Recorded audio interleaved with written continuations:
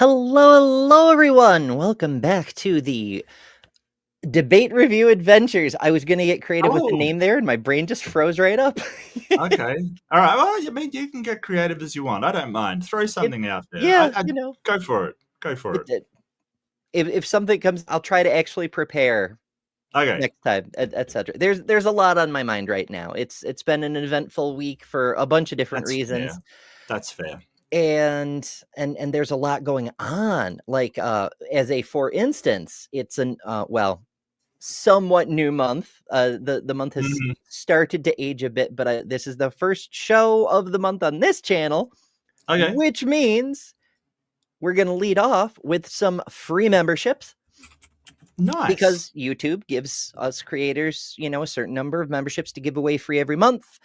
And I try to do 5 on each of the debate reviews and things like Mhm. that. Those went to Tinkerphil, Scott Duke, Marty Cameo, Nama the Nemesis, which is a great name, and Hunter Biden's laptops. Hell yeah. Mhm. Fantastic. Some really Enjoy. cool people in there too.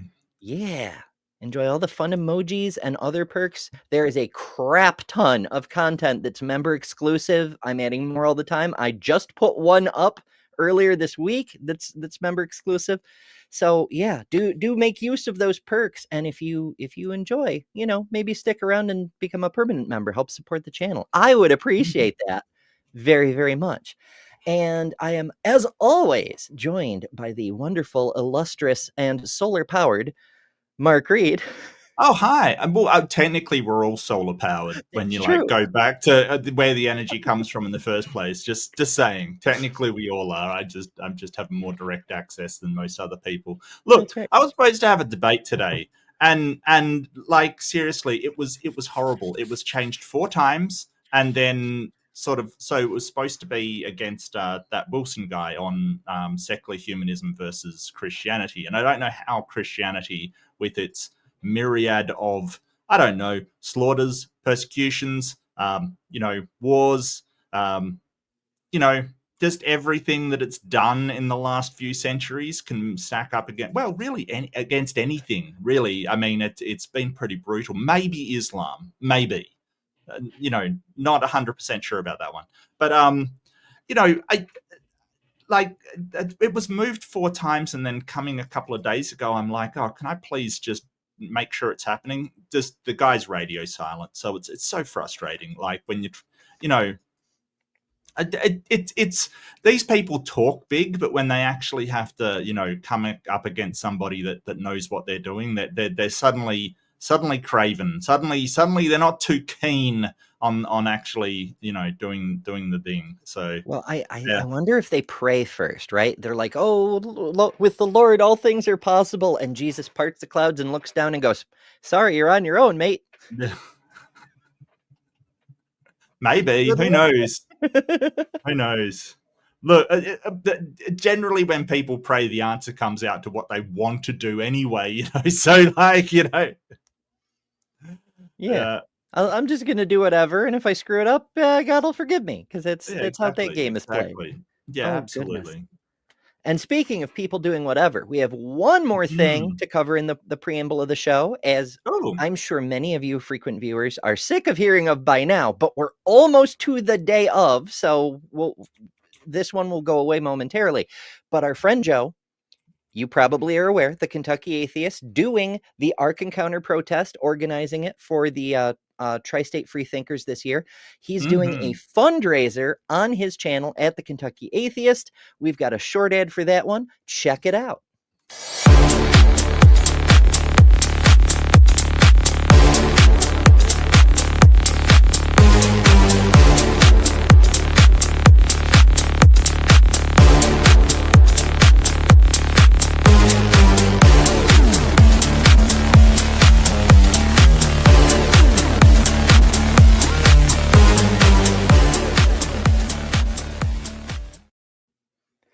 Hell yeah. And that is the Yeah. fundraiser. The actual event is in July. Mm. But the fundraiser will be live on the YouTubes, Yep. and you can interact with the guests and the speakers and so forth, and it should be pretty neat. Should be awesome. Yeah. All kinds of And if you're goodies. not subscribed to Joe, definitely go and subscribe. Does some really good stuff over there. I do like Joe's channel. Yeah, and he has Robin on for political stuff and does all kinds of awesome stuff. So, yup. Yeah, yeah. More debates. More. He's been changing the nature of the channel, and I mean, he does a member stream like at least once a week, which is really cool to see as well. I know I need to do more member streams. I'm working on it. We're all doing our best here, folks. I know. Yeah, and speaking of members and doing our best, I'm terrible with segues. I should just say things. We have a super chat from Beheaded Kamikaze, sends $2 dues and says, "Have a great stream. Here's light blue #1. Thank you, Beheaded Kamikaze." And that's a reference to, we're utilizing the channel goals thing. If we hit the goal, then we do the thing. Today, the goal is 10 of any kind of super chats, and we'll do a bonus open discussion stream. So yeah, it should be fun if we do that. We will see. But thank you, Beheaded. That's awesome. And My Unfinished Journey, member for 1 month, says, "Hail Nero, hail Ember and Mark, and hail whatever." There's one hail that really shouldn't go out there. Just saying. Just saying. You get to pick. Yeah, no, just don't. Let's not say whatever. We definitely don't want any unrestricted hail there. Definitely no hail Trump, please. No. Yeah, hail everything except that guy. Yeah, exactly. Yeah, F that guy in particular. Yeah, that one guy. Oh my goodness. That one guy. Yeah.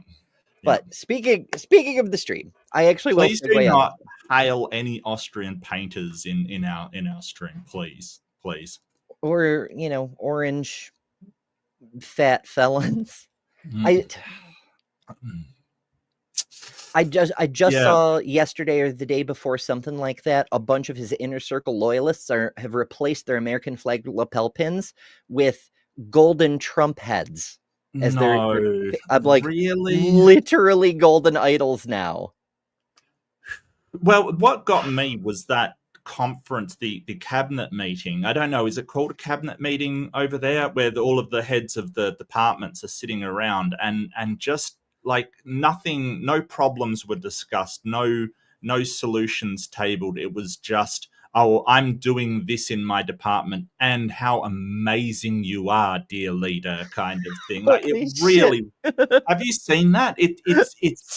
It's stupefying. It really is. It's kind of this, like you'd expect in Russia, where Putin's sitting there and all of the people are saying, "Oh, you've changed the country and made everything so wonderful," kind of thing.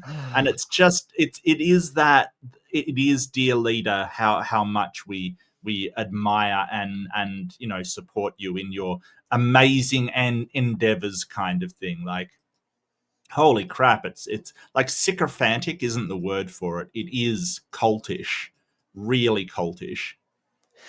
Fantastic. Yeah. Speaking of cults, actually today we're covering not culty people. This is okay. Right. So this debate, it's between Ed Feser and Graham Oppy. They are both philosophy folks, and the fella on screen right now is Ed Feser. No, that's Paul Logia. That is 100%. It's his evil alter ego from another dimension. It does look like him, yeah. It does, yeah. He, at the time of this debate, he had just published a book modernizing Aquinas's 5 proofs of God. Hence the frame of this discussion, proving God, proof in the logical sense.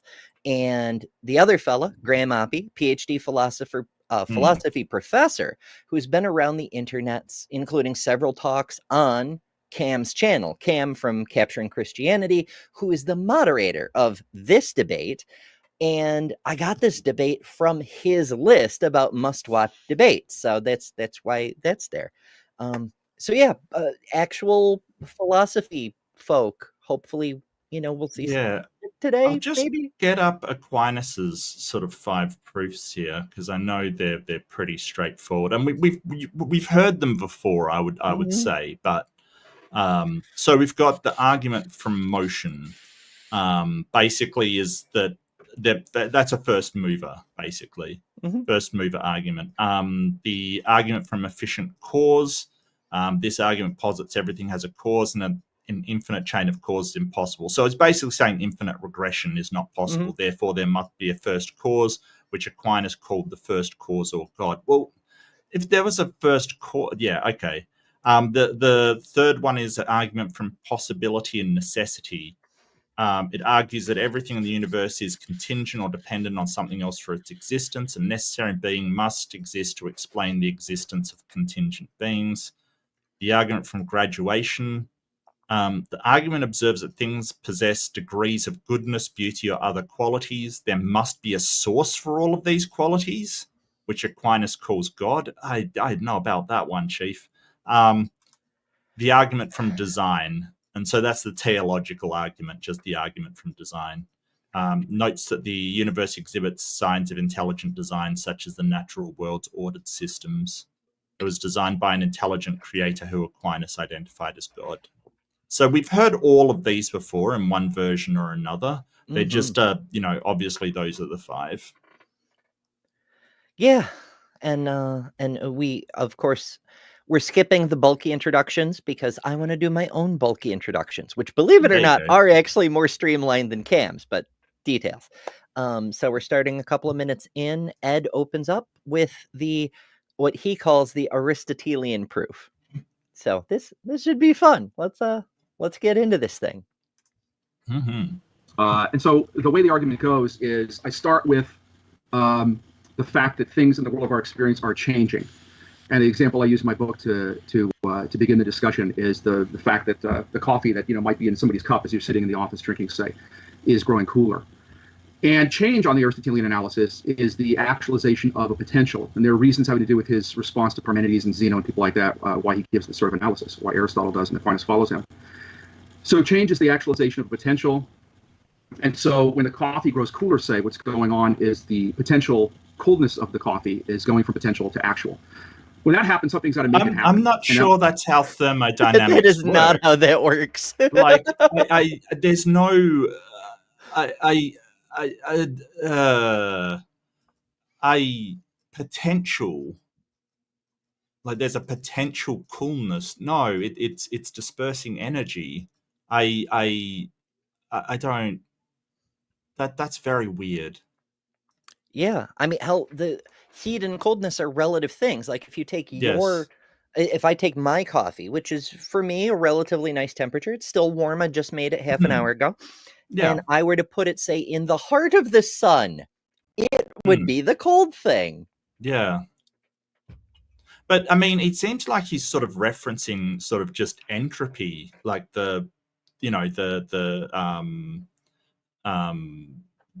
tendency for things to lose energy over time, or rather disperse energy over time. Like it sounds like he's just sort of, I don't know, but what's this potentiality thing? I'm not sure what that's supposed to mean. He's kind of working backwards in the chain of causality. He's saying when a thing happens, that change is because there was the potential for that change, and that change is being actualized. It's the sort of, backwards reverse thinking that characterizes theological reasoning. Yeah. So, but at least that's how I understand where he's going with this. My Unfinished Journey sends $2. Thank you so much. And says, if the mustache man had been loved, he might have been a different man. And that's conceivably true. I don't actually know much about his childhood. I know he had some struggles. He could have benefited with some mental health professionals, I think. Like all of us, we all carry baggage that we may not even be aware of. I think therapy is good for everyone. Yes. Definitely probably could have helped him more than most, perhaps. But I think he was a failed painter or something. He wanted to be a painter originally. You got to wonder if he actually, somebody said, "Hey, keep at it," and you could be an awesome painter. Whether history might have been very different. You've got to wonder. But a part of me thinks that, somebody said that to me once, and part of me thinks, yeah, that's true. And then a part of me thought, well, probably someone would have taken advantage of the rise in stupidity in Germany at the time, and the sort of outrage they felt about, the end of World War One. So someone might have, if it wasn't him, it would be somebody else. Well, it's a maybe. There was a lot of unrest Yeah. in that period of time because of the economic sanctions and restrictions on the Weimar Republic and the way the government was being run and a bunch of other factors. But we had a similar situation with angry people, not so much the exact economic and governmental conditions here, but we did have for the last several decades a growing number of angry reactionaries who were just impotently mad at everyone and everything for every reason or no reason. Yeah. It takes a leader to like galvanize them into a movement of, we're together, we're going to steamroll everyone into the ocean. Won't that be wonderful? Or something like that. But I don't know. Without a counterfactual, it's hard to say. Like hard to say, yeah. I mean, there's always parasite people around looking for opportunities like that. I mean, hell, every Republican president has tapped into that energy, if not capitalized on it in the same way. And I don't know. It's a whole other side discussion. But as far as tangents, as far as Mustache Man goes, he probably could have definitely had a very different life with very slightly different circumstances. C'est la vie. French Revolution. C'est la vie. Vive la Révolution. Yes. Vive la Révolution. We're getting there. On the pins that the cultists are wearing, I was thinking if only they'd included the guillotine, I could actually get on board with those. Yeah. That might be, say, the coolness of the air and the surrounding environment, the environment surrounding the cup. Okay, and this is something we know from experience. Things change. And on a philosophical analysis, on the Aristotelian analysis, change involves the actualization of a potential. And when something goes from potential to actual, something already actual has to make that happen. And that's not how that works either. No. I mean, like, he talks about the coolness of the air. If you put my coffee cup in space, it will still get colder by radiating the heat away. It doesn't need to interact with anything colder. It just needs to not have more heat coming in from an external source. It will just do that. And there's no real such thing as coldness. There's just heat. And when you've got no heat, it's absolute zero cold. But, what we have is sort of a baseline of zero cold, and then things get hotter from there as the amount of energy they have increased. Coldness isn't a thing. It's an absence of something else. Like it isn't. It's very strange to hear him talk about coldness like it's an actual thing. Yeah, which I think may make an argument for why interdisciplinary studies are so important, especially at the post-grad level, because he's so specialized into not just philosophy, but specific aspects of philosophy that reinforce. To be clear, he is a former atheist. He was an atheist for 10 years or so during his teen years when it was edgy and hip. And then he decided to be Christian for reasons that may or may not have something to do with profit. I don't know. I don't want to put words in his mouth, but he doesn't actually say. So, but yeah, he is hyper-focused on his specific lanes of philosophy. And so he knows almost nothing about physics. It's mind-blowing that a person can have a PhD, a terminal degree, and not even have an associate's level of understanding in some fundamental stuff. Right. And you can understand why Aristotle thought this way, that coldness was a thing and that was some sort of potential thing that imparted itself onto an object, because he isn't a modern scientist and doesn't really know how heat transfer works. All he knows is he puts, his hot beverage in the cold and it gets colder. So he's thinking the cold is moving across, or there's a potentiality of cold to it. Whereas today we know that's not the case. Like, heat is dispersing and equalizing with everything around it, just as heat does. Yeah. Which is the actual potentials. Is it? Yes. Any potentiality in any meaningful way is simply a gradient between a high density of some kind and a low density of some kind, whether it's thermal energy or kinetic energy or what have you. Gravitational energy, that's another big one, but yeah, that's all that is. The coolness of the air. The air, in turn, though, is being made cool by something else that's making it go from being potentially cool to being actually cool. And that could be something like the activity of the air conditioner, say. Okay, so that allows us to introduce the idea of change as entailing the actualization of a potential. But then we move on in the argument to a deeper level, a deeper metaphysical level, because for something to change, it first has to exist. For the coffee in the cup, for example, to change it first. For something to change, it has to exist. Of course. Eureka. I'm not... for something to change, it has to exist. I don't know. I mean, I can imagine something and change it in my head, and it doesn't exist. I suppose, like, for something to change in actuality, yeah, I kind of agree with that. I don't know. That's a weird, sort of obvious statement to make. You know, for something to change, there has to be time for it to change within. Yeah. I'm perhaps. trying, and I cannot come up with a statement that fucking absurd. It's just so... things that do not need to be said for 1,000, please, Alex, you know? Fuck. If something doesn't exist, it doesn't change. I mean, technically correct, which is the best kind of correct. Yeah. It kind of reminds me of when I was in high school. One of my friends was studying for an exam, because here in New York, you have to take an exam to be an EMT. You have to be state certified. Otherwise, you're just an ambulance helper person.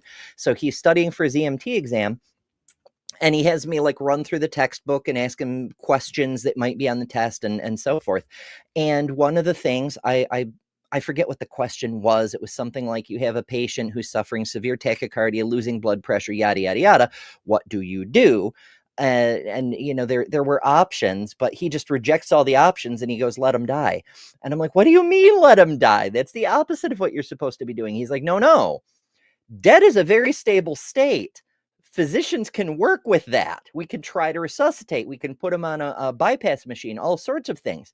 If we in the ambulance keep trying to fuck with his body, like restart his heart when there's a blockage or possibly an aneurysm in his brain, whatever, we could cause a lot of damage.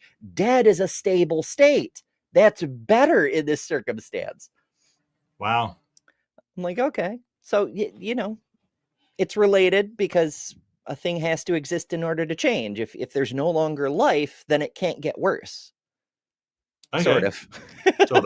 Sort of. I mean, it can if the resuscitation fails when they get to where they're going. Yeah. The logic doesn't quite logic on that one, but it made for an interesting story.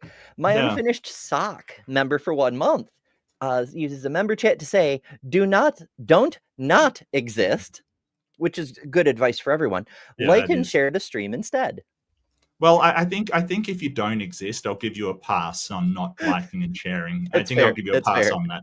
If you fail to exist, well, I'll give you a pass on not liking and sharing. Yes, anyone who doesn't exist is exempted. Oh my goodness. But like things that don't exist can change. Like, you know, God. Our idea of what is a God has changed quite a bit over the millennia. Yeah. Just throwing that out there. First has to exist. And any moment at which it's changing, it has to exist at that moment. The coffee, of course, is made up of water, and the water is made up of molecules, and the molecules are a compound of hydrogen and oxygen and so forth, the sort of thing we know from modern chemistry. he does know a little bit of science. It's grade Right. 7 science, and he's not quite right. Like the water is the molecule; it's not made up of other molecules, but details. So you Right. know, he's making some progress. So I'm I inclined think he to means elements, like he's made yeah. up of elements. Yeah. We'll just let him go for now. Yeah. Okay. Credit so then where the argument credit moves is on to due. an analysis then of what makes it the case that the water in the coffee, say, the coffee itself, exists at all, even for a moment, so that it's capable of undergoing change. All right. And when I move to this level in the argument, I also move from what I call an analysis of linear series of causes, the sort of causes and effects that exist over the course of time, to hierarchical causal series, which is the causal series that in the paradigm case exists at a particular moment of time. It's illustrated by Aquinas with examples like the way that you might use a stick, person, holding a stick with his hand might use it to move a stone, say, where the stick moves the stone, but not under its own power. It can move the stone only insofar as it derives the power to move the stone from the hand and ultimately from the person. And we can see where he's starting to go with this. But of course, it's a flawed example because the stick isn't moving the stone. The stick is just existing. It's being used as a tool by the agent, but details. Right. But a stone can be moved with no agent whatsoever. You can have natural processes that cause, a stick to hit a stone. And that has, if you're looking at that hierarchy, there's no agent involved. It's just a stone rolled down a hill, hit a stick, that hit another stone. But he's sort of saying, okay, this hierarchical kind of thing. I don't even know what to make of that. Like there's a higher order cause kind of thing. I kind of get what he's saying, but it's kind of weird to say. Like it's more like, instead of you caused the stick to move, which caused the stone to move. Okay, I get that. Sticks and stones. Well, we can sort of display that in sort of potential and kinetic energy, that energy transfer kind of thing, and your muscles transfer energy that transfers it to the stick, that transfers kinetic energy, which and then that potential ultimately becomes kinetic energy against the stone. But I don't know why you'd call it a hierarchy.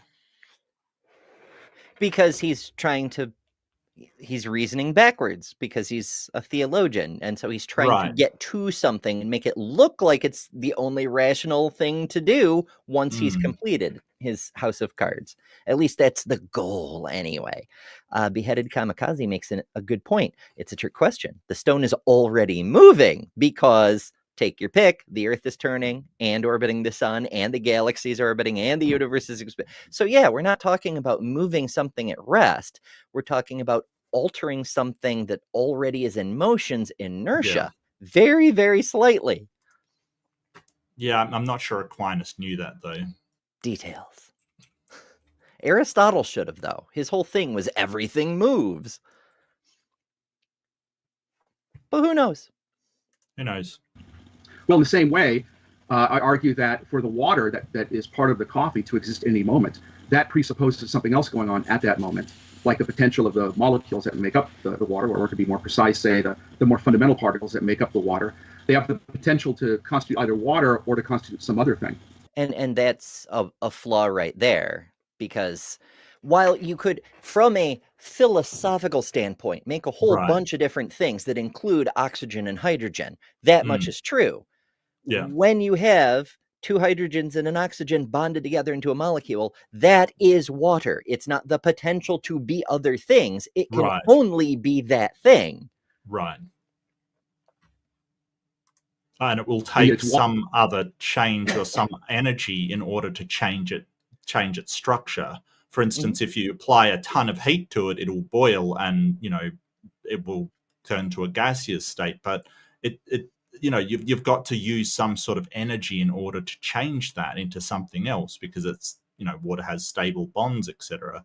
So it's a very weird thing that he's saying here. It's like got a potential to be something else. I mean, I guess so, but not without some kind of,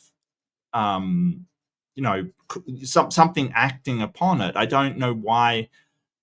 It just seems very, very weird to me. This is why people don't like philosophy. Mm-hmm. Yeah. It's it's one thing I really, really wish that would get taught more in intro to philosophy classes, that you can use reason a number of different ways. You can do inductive, deductive, abductive, other ductive, all the ducks, duck detectives, whatever. You can do a bunch of different things. You can do sets, you can do Bayesian analyses, all sorts of things, but you can never argue a thing into existence. You can only rule out incorrect things. Right. And yet we have bevies of PhD level philosophy professors who don't seem to know that very basic truth. It's axiomatic, you might say, but yeah. I mean, hey, he's got to get his coins. Water that they constitute. Why is that the case? What actualizes that potential even at that moment? And here we've got a kind of hierarchical series where one level of reality depends on the other. And what I argue in the book is that when you follow out the logic of this hierarchical sort of causal series, it can only terminate in something that actualizes the level we started out with, the level of the water, without itself being actualized. Just like the motion of the stone is not explained by the motion of the stick until you trace to something that can move without having to be moved, namely me, say, using my hand to move the stick. In the same way, the very existence of the water cannot be explained unless there's something at the bottom level of reality that actualizes everything above it, including the water itself, without itself having to be actualized. And that would be like... There's something that makes reality real that itself is not real. Behold, God, the not real thing. Yeah, transcends reality. You know, I really think that, okay, so this is just a first mover argument. That's essentially what it is, or a first cause argument. That's essentially what it is. He sort of is dabbling at a bit of Neoplatonism here, just sort of saying, hey, there's a first sort of a first potentiality, I think, that he's trying to get across. And that's fine, but what I don't understand is how it gets you to a God. Like, even if you say, hey, there was a first cause for everything, why is that a God? There's a lot of problems here. I mean, for one thing, this whole the expression of potentiality is the way he initially described it. Even though he was wrong, he was describing a natural process. But now he's trying to make the case there's a conscious agent, a hand behind the stick, as it were, that was not evidenced is an initial thing. But I just can't get over the way he phrased that there must be an actualizer that itself is not actual. My guy, do you realize if your argument were true, which, you know, bonus points, it's falling apart left and right here. But if it were true, you just disproved the possibility of whatever you're going to make the case for is a thing. If your argument were true, it isn't an actual thing. It is non-actual. You just said so. And this, I remind you, dear viewers, we're watching this because Cam from Capturing Christianity, the moderator for this debate, came out with a list of 10 must-watch debates, and this is on it. Wow. But in fairness, this is Ed's opening, so things may get a little bit more interesting later on. We'll see. Maybe. Call in the book a purely actual actualizer. Or an unactualized actualizer, which is really another way of putting Aristotle's idea of an unmoved mover, because movement or change in Aristotle's view is the actualization of potential. So an unmoved mover is really something that actualizes without itself being actualized. And then on analysis, that turns out to be God, as Aquinas famously puts it, and this we call God, and we unpack what that would involve. And we're just going to go, and this is what we call God.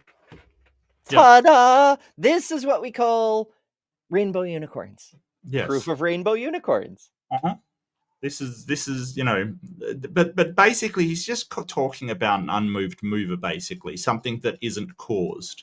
Uncaused cause, basically, is what he's talking about with the unactualized. But you're right, if something is unactualized, then it only exists, like in his language, as a potentiality, like an idea of something or a possibility of the water being something else, right? It's only a potential. So therefore, it doesn't actually exist at all. It's just a potentiality, which means that it's not real. I feel like, when there's such a huge gap in understanding from someone who holds a PhD, my instinctive move is to say, I'm missing something. There's something Right. here I do not understand, and I'm going to feel really dumb when it's pointed out to me, because it has to be incredibly obvious, or he would have explained why there's that gap. But having done this for a few years now, having heard, I mean, I've never encountered Ed here before, but people like William Lane Craig and Josh McDowell and others who try to really get into the philosophy side of things. Nope, it's just a non sequitur. They're just jumping that gap and hoping you follow. Well, I mean, it's kind of like, well, we sort of say, well, using his language, it's sort of actualized things are the things that stop being potential and actually exist in the real world. Like, a piece of wood may have the potential to be a carved statue or whatever, and then a cause makes it be actualized into that state. So he's going to have to go to some sort of Platonic ideal kind of thing and say that God is in some way, the potential of God is enough to be a real God, which I don't see how he gets there with his framing of it. It's a pretty steep slope. He's going to need some help to actualize that potentiality. Yeah, maybe you should actualize some climbing gear for that one. Yeah. Yeah.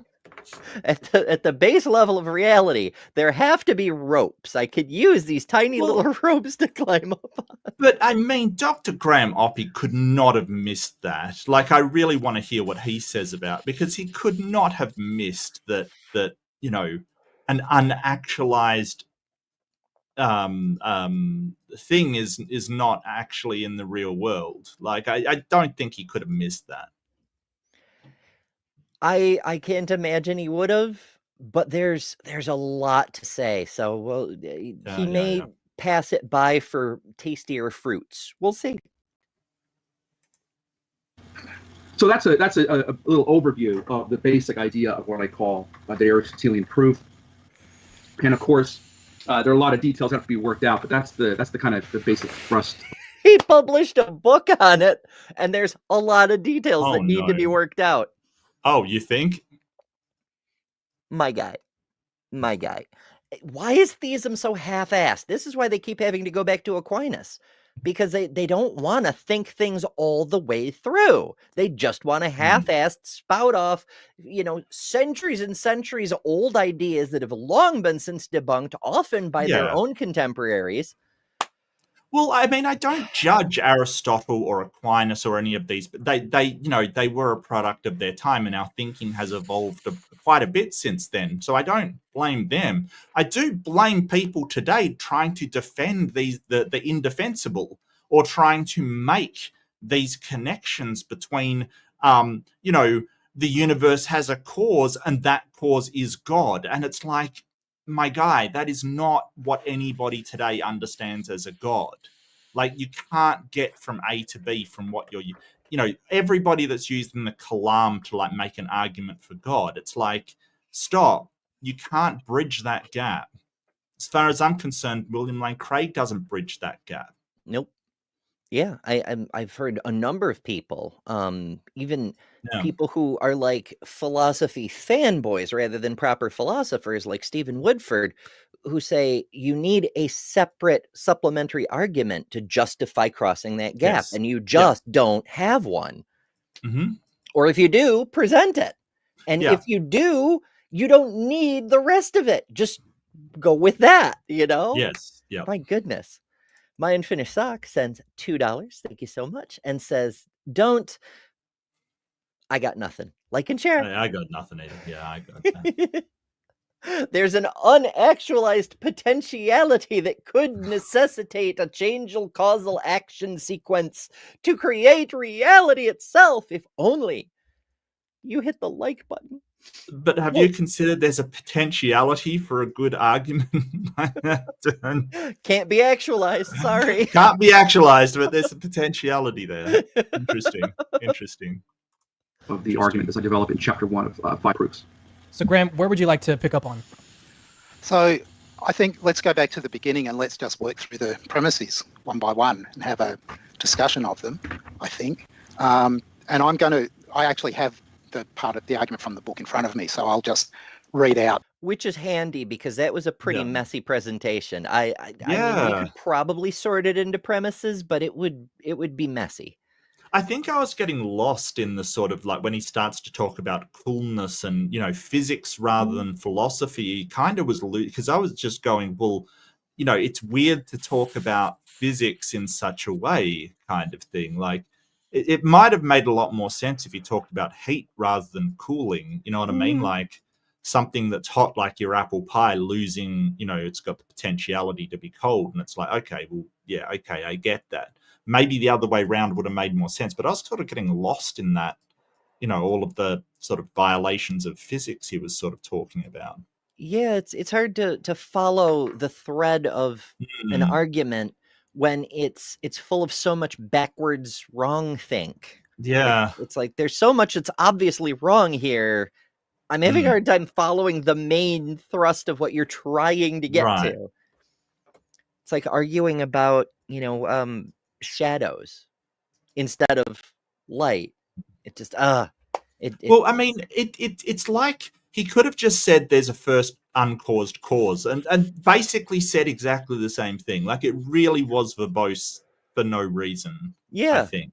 Yeah, you could have just said, there things happen because they have causes. Therefore, there must be a cause that caused all causes causally somehow. For some reason, we're not really sure. I'm just saying I want there to be one cause, and it is God.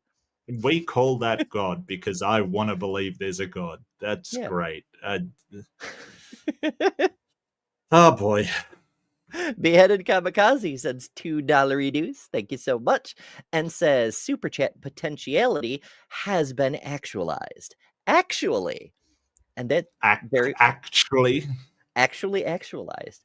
See, that's one way that all of you viewing right now are more powerful than the God that Ed claims to believe in, because you can actualize things. Actually. I've never seen a super chat from God. I'll just say that right now. It's a good point.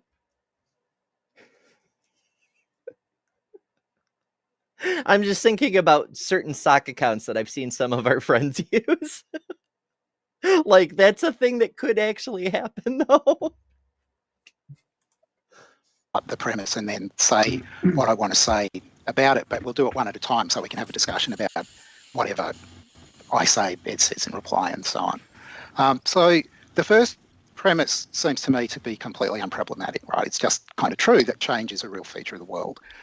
By the world here, I take it that we mean something like the causal order, right? So, but in the world of causes and effects, there's lots of change, right? So I don't really have anything else to add in connection with that premise. I mean, you can break it down a little bit more simply, and by saying that, any instance of change where you isolate the change that results in a thing happening is a causal relationship. There is a cause and effect that actualizes the change, you might say. Yes. Second premise, change is actualization of potential. That sounds reasonable to me. I will have a comment to make later, but just to sort of think about it, suppose that you've something that at a certain time, say, is red, and then at a later time it's green, right? When it was red, it had the potential to be green. One way of thinking about this is that perhaps the most basic claim about modality is that whatever's actual is possible. Whatever is the case was potentially the case, right? So, of course, where you've got changes, you're going to have actualization of potential. Now, it may be that in some cases, you have to think of the potential as being a potential of the world rather than of a particular thing. So if a thing doesn't exist, then the world has the potential for a thing like that to exist in it. It's not that the thing has some kind of potential. the comment that I wanted to make is that I don't think that the reverse is true. Could you pause the that for a second? So Yeah. we're saying that the world has the potential to have something like that in it, but it's not the thing itself with the potential. I think he's sort of saying, well, if God doesn't exist, it doesn't have any potential to be anything at all. But the world has the potential, or it's possible that that thing exists. It's an interesting thing to say. Yeah, Yeah, he's putting the capacity for the potentials in the wrong place is as I think what right, he's saying. Like, does a dinosaur have the potential to exist? Well, no, because they're no, extinct. Where yeah, would it come from unless you poof it into being young Earth creation right, style? right, But the universe, the Earth itself has the potential for dinosaurs to exist. That doesn't mean they actually exist, but they have existed, which means the potential is there, even though they do not currently exist. right, right. So the properly framed, the potentiality is the Mm, worlds, not the dinosaurs. right. Yep. This is gonna get weird. I know. Of potential is change, not always. Some actualization of potential is actualization of potential to stay the same rather than. Right. I was thinking Oh, there you earlier. go. I was thinking Yeah. about a pendulum. You know, it has the potential to Mm, swing this way, but that it has the potential to swing back. Are we yeah. unchanging? What does this mean in the context of Ed's argument? This Right. is even better. Sometimes things could change, but don't. Mm, What does that mean? right. And sometimes things need more energy in order not to change. So I'm not, and it seems like change is a rather arbitrary thing. Like you would say that, hey, I don't change day by day. But if you compare me with 50 years ago, I definitely have changed. It seems like some change is something that we assign kind of arbitrarily. Everything is in a state of change, really. Yeah. I mean, if nothing else, it's moving through time. Right, right. And space. Mhm. Yeah, so there's a lot going on there, but you are right Yeah. that sometimes, it requires energy to maintain position. The International Mm, Space Station, for example, has to be reboosted every few weeks because its right, orbit very right. gradually decays. Mm, Or to take the coffee, it will gradually cool thanks to the laws of right, thermodynamics. I have to right. add energy to keep it from changing Yes. if, I want to do that. Mm, Potential to change. So consider the chair in my office, and we'll think about yesterday. The chair was in my office the whole time. It's a red chair, right? And think about midday. At midday, $2 super chat from God. Mark converts to be a theist, and thank you so much, God, who says, "Let yeah. it not be said that I don't love Ember." There you have it, folks. Clip And it. God it loves finally me. happened. It finally happened. Neener, neener, neener. Mhm. I have to be a theist now, don't I? Yeah. Because I have Yep. proof God Absolutely. loves me.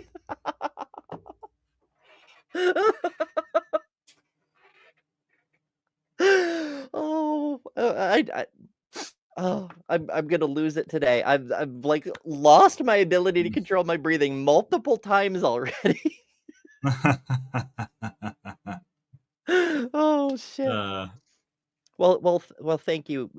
I don't know whose soccer Which cap that was, god but thank is you. that? I can't quite tell. That looks like Odin, maybe Zeus, maybe. No, it's probably Odin, right? Or Woden. Can I can I don't okay, I know. can go to channel. Some rando on the internet PT1IO. Okay, it's just a random Mhm. god. Okay. Joined February 23rd, 2024. Uh-huh. Let's see, open image. Well, that's not great. Let's blow that up a bit and share this tab. So that's the profile picture. Okay. It looks vaguely Greek-ish. These may be like horns, although the back part looks like Hermes wings or something. You think Dionysus or like a Pan kind of thing, the Roman Pan? I'm not sure. I'm just trying to figure out which god we now have proof is real, because like Okay. we can't that's worship a important. god without knowing which That's one right. it is. That's Yeah. right. Yeah. Oh goodness. Oh, this is fun. I do enjoy our tangents. It's pretty good. And Maya says, Ember, you've always had proof a goddess loves you. There you go. Yay. I'm gonna collect this. This is the way to be a theist. Instead of worshiping all sorts of various deities, you make the deities love you. Yeah. I mean, Look, pluses, probably. I 100% believe that Maya actualizes. She actualizes like a beast. Okay, just letting you know right now. Oh, that's pretty fun. I love it. I love it. Thank you guys so much. This is I'm enjoying this a lot. Joe says went from atheist to polytheist.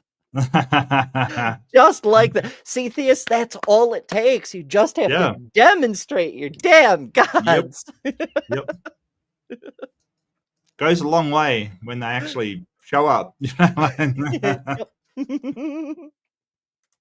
chair had the potential to exist at a slightly later time. It had the potential to be read at a slightly later time.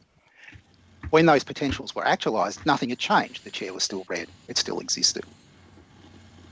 Okay. So I don't know, Ed, if you want to jump in and respond to that, or... Well, let me say a couple of things. So the first thing I want to say is that I would actually agree with you about the first comment you made that seemed to be a point of disagreement. I don't know that it really is. You said that you agree that change involves the actualization of potential, but you wouldn't want to say it goes the other direction, that all actualization of potential is change. And I would actually agree with that. In fact, when I make the transition in the argument from the fact that, say, the water is changing temperature to the fact that it exists at all at any moment, I would say the fact that it exists at all at any moment, I argue that involves the actualization of potential, but it doesn't involve change because it's a kind of static. It's like, if we consider the existence of the water even at a particular moment, that involves the actualization of potential. It doesn't involve change because it doesn't involve some transition through time. It rather involves something going on at a particular moment of time, say. So we can pursue that further. So I would agree with you about that. And we might just, go in different directions with that basic idea. But I don't think we necessarily disagree on the general principle. The other thing you said was go. I don't know if you wanted to follow up on that. I was just going to say that the other point you made was about the example of the chair going from red to green or green to red. Yeah. And maybe I'm not sure I understood the point you're trying to make with that. Were you saying that the chair goes from being, or it goes from one point in space to another, or it goes from one color to the other? Maybe you could repeat that, because I'm not sure I saw the point you're trying to make. Okay, suppose that at midday the chair is red. Then at that point, the chair. It's potentially the case that the chair is green later because someone might come in and reupholster it, for example. It's still the same chair, but it will have changed colour, right? I feel a ship of thesis here. Like, is it the same chair? If someone reupholsters it and changes all of the woodwork inside of it, not even the woodwork, just the upholstery, like he's saying. Just the upholstery, when you describe it to the carpenter, you say, "Listen, I need the red chair in my study reupholstered." He goes in, he says, "Oh, that's the red chair," and he reupholsters it, but now it's green. And so the next person comes in, maybe the wood polisher. I don't fucking know who rich people hire, but like he gets told, go polish the red chair. He can't find it because now it's a green chair. A fundamental characteristic of its identity has changed. Okay. And the poor wood polisher person is just lost. He's like, which chair? None of these are red. I don't know what I'm doing here. Existential crisis. Scene. Well, hopefully you'd tell him it's the green chair at that point, but details. Details, yes, exactly. Yeah. Oh, I should put, if we ever get enough members to have more emojis added, maybe I'll put up like as a potential, because members get to vote on the emojis. But one of the ones that I'd like to offer is one that goes, Details. Details. Jester also made a suggestion for something to the effect of, "That's so fucking cool," because apparently I say that a lot. Oh, okay. Yeah, I'd vote for it. Sure. It'll be a big election or something. I don't know. It may be a while before we get to that point. Okay. You never know. Yeah, but details. So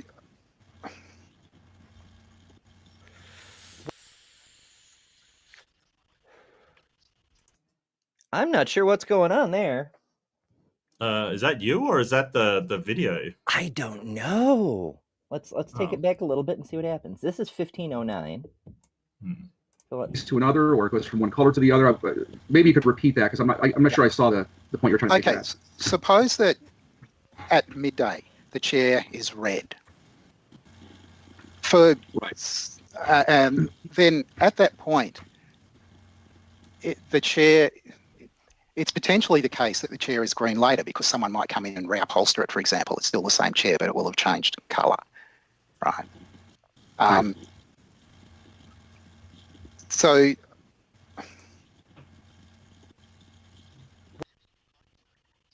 yeah, the audio just stops. Maybe he was making a really good point, and Capturing Christianity decided to. I'm making up conspiracies. I admit it. Like I'm just making them up. Fake news. Yeah. So I think he's sort of saying, hey, at midday when the chair was red, everything previous to that it had no potential to be green because it was red already. This is what I'm assuming he's saying.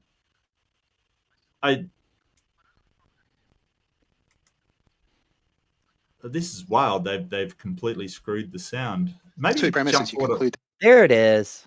Oh, okay. Yeah, because I was listening for like background audio even, and there just wasn't anything. Right. And this is on Cam's list of top 10 most watched debates. I hope it gets a lot better soon. Was it most watched or his best debates, like the best debates? Not even his, like half of the debates are other people, like William Lane Craig against some Islamic dude from like 1956 or something. Like it's the 10 most meaningful debates anyone could possibly watch on the topic of theology or something like that. And I'm like, okay, all right, we'll see, I suppose. But yeah, so apparently they're back, and they only lost about a minute because we were just slightly before 1509 when we lost the audio, and now it's 1553. So maybe it's not that bad. I don't know. That actualization of potential is a real feature of the world. I'm happy with that. And we move on to the next premise. So no potential really actualizes it. Now, hang on a second. It seems like we're having no audio right now. Maybe it's just on you. On me. Second. No, Cam, no. Yeah, they're saying that the audio is gone. So 1 second. So it's definitely not us. That's good to know. You have audio from me? Yeah. All right. So 1 sec. I'm going to turn on this broadcast alert. While he's working on that, Beheaded Kamikaze sends $2 reduce. Thank you so much. And says, like and subscribe so we can have more emojis. Okay, 1 sec. And what I want to do is actually restart said Skype. join, like that might be but ran out of characters. So that's what I'm going to do on my end. Which is super relatable. So we should. Yeah. So then we'll have to rejoin. Yeah. So 1 sec. Rejoin. All three of us? Yeah. What I'll do is I'll just send you a call, and it should be. Yeah. It should fix it fine. They are doing this show through Skype. Oh, that sucks. It's 5 years ago, so it may be before Zoom took over everything. Yeah, I don't know anybody that still uses Skype, to be honest with you. It seems really terrible. They dropped the ball on the remote conferencing thing. I mean, I don't think I have the software built in on my computer, but I don't think I've ever used it. I've used Google Call. I've used I can hear you. Zoom, and a couple of the organizations I work with use Zoom all the damn time. Messenger calling. There's I just don't have audio for you guys. Hang on a second. Actually, I think I know what it is. Half this debate is gonna be okay. You can hear us, but you don't. Audio. There we go. Yeah, we're good to go now. Okay. Okay. Okay. So 1 second, let me start the stream back up. And you left the stream on cam. Just so you know. Yeah. Excuse me. Well, he might have captured it using something and then re-uploaded okay, it. so let me see. He captured the Christianity. Apparently so. He Sorry, did let me it. back out. We're breaking all kinds of Okay, ground so on I this guess one. I guess it's been back on. Interesting. Sorry guys, I'm having a lot of technical difficulties tonight. Apparently with everything. Okay, Live everyone's saying they're good. broadcasting. Everything's saying it's fixed. Okay. Well, there was So the let's try to pick up potential where for we left technical off. I'm not exactly. difficulties, and apparently God actualized them.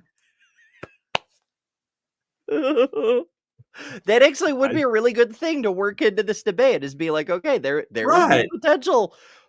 What actualized that? Did God show up and smite your microphone? What are we doing? Right. So you'd have to provide the causal link all the way back to a god, and he's got no interest in doing that. He's just sort of saying, well, it's impossible to imagine it going forever, therefore there must be an unactualized actualizer. Beheaded Kamikaze sends $2 reduce. Thank you. It says, praise God, it's not your audio issues, Ember. Which is valid. I mean, I'm not as vulnerable to those as some. I was actually thinking earlier, those of you who've been chronically online all day today and started the day with Chris Mallard at the Daily Atheist Morning Show. He does Sci-Fi Saturdays for us Western Hemisphere folk. And then immediately following was Live from the Hive on Hive Sci with Bumblebee. And as soon as Bree started Cryptic Corner, audio gone. Because of course, that happens to Bree all the damn time. So I was thinking, we started the day with Bree having audio issues, as is, part of the ritual. And now at the other end of the day, we've got the video we're reviewing his audio issues. It just I mean, it's an issue with doing lives, period. Like, it happens. That's why I constantly am going live broadcasting, because it's, it does happen. It's just kind of funny to me. But yeah, I'm glad it's not my audio issues, because I'm a goddamn professional or something. Or something. I just work here, folks. You have the potential to be a professional. Yeah, I can actualize my backgrounds again. Yeah, because we're on we're on the paid plan again. I just wanted to play with. I didn't even notice that. Moving No, clouds. Okay. Yeah, because I'm doing a bunch of other stuff. Some of you may have noticed there's an upcoming stream on my channel called The NOCO Show. That's going to be the convention preview for the Comic-Con that I run up in Watertown, New York. I think I've got it set for May 2nd. I'm not sure. But that's actually going to be on the NocoCon channel. I'm just also putting it on my channel because we have a whole bunch of nerds who love nerdy shit who might enjoy it. So it's going to be on both channels. But that's one of the reasons that I had to re-upgrade my StreamYard so I can stream to multiple channels at the same time. It's kind of handy. I'm also going to try to be doing more streaming. Try with a huge asterisk, but I am going to try. So yeah, it's stuff out there, yes, professional streaming is hard. It's true. Okay, let's I think we're good.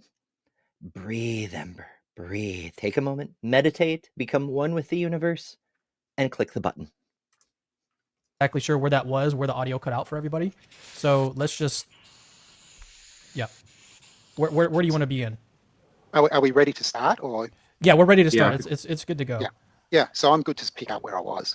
All right. Oh, things are happening. First of all, Pragmatic Crystal, love you, PC. Hey, you are amazing. PC.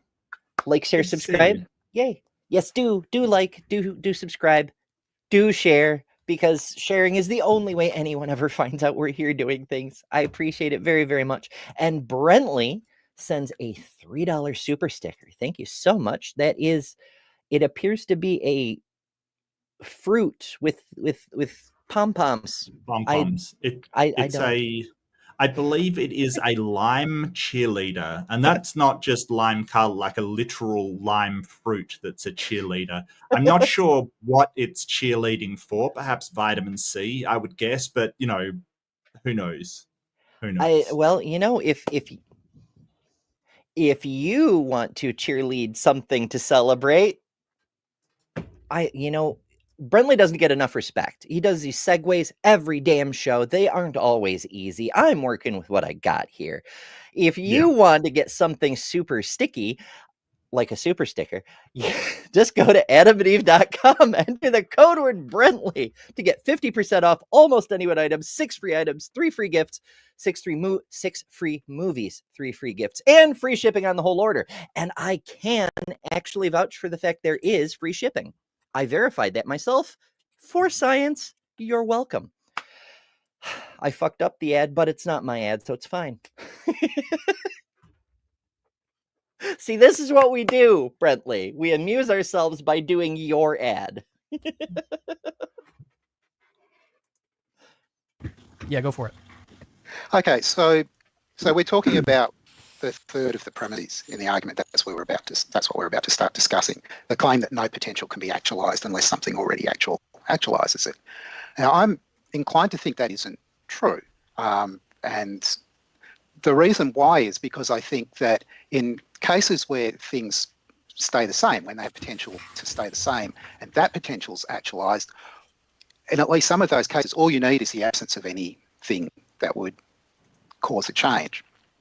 Right? That's all it takes. So you don't need an actualizer for the potential to stay the same. You just need the absence of anything that would defeat the thing staying the same.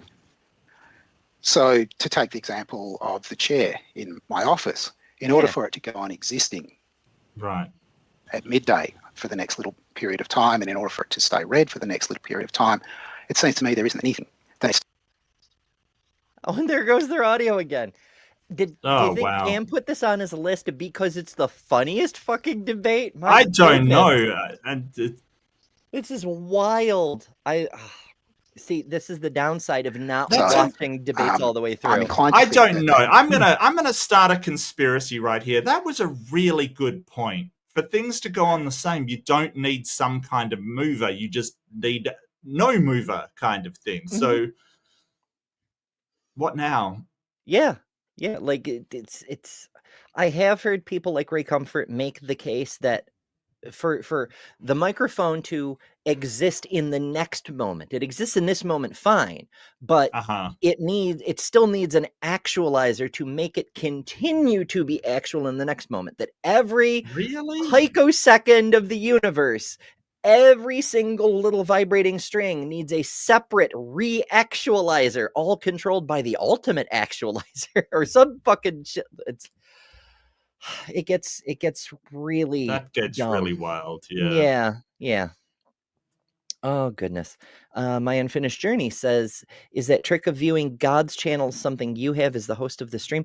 Anybody with wrench powers on a channel can do that, where you can click on a person in chat's name and it'll bring up a list of there's the timeout buttons and all that sort of stuff. Since I'm the channel owner, I also have all the wrench powers. So you can click on it and you can select go to channel. This is how when a troll shows up, we go look at the troll, or we go look at the channel and see when the channel was created. And not always, but often a troll account was made like 2 weeks ago or something like that. They're very, very new.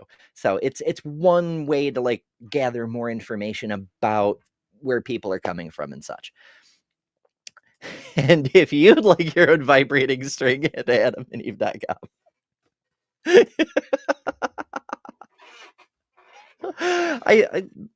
If we end up with a bonus show, maybe I'll just do like different variations on Brentley's ad. That could be fun. Actually, I have to do another instruction show on how to admin YouTube. In fact, I'll do a couple of quick lessons right now. We're an hour and 10 minutes in, so it's only, the regulars who are watching at this point. So first, real quick, one thing that I've been trying to tell people over chat many times.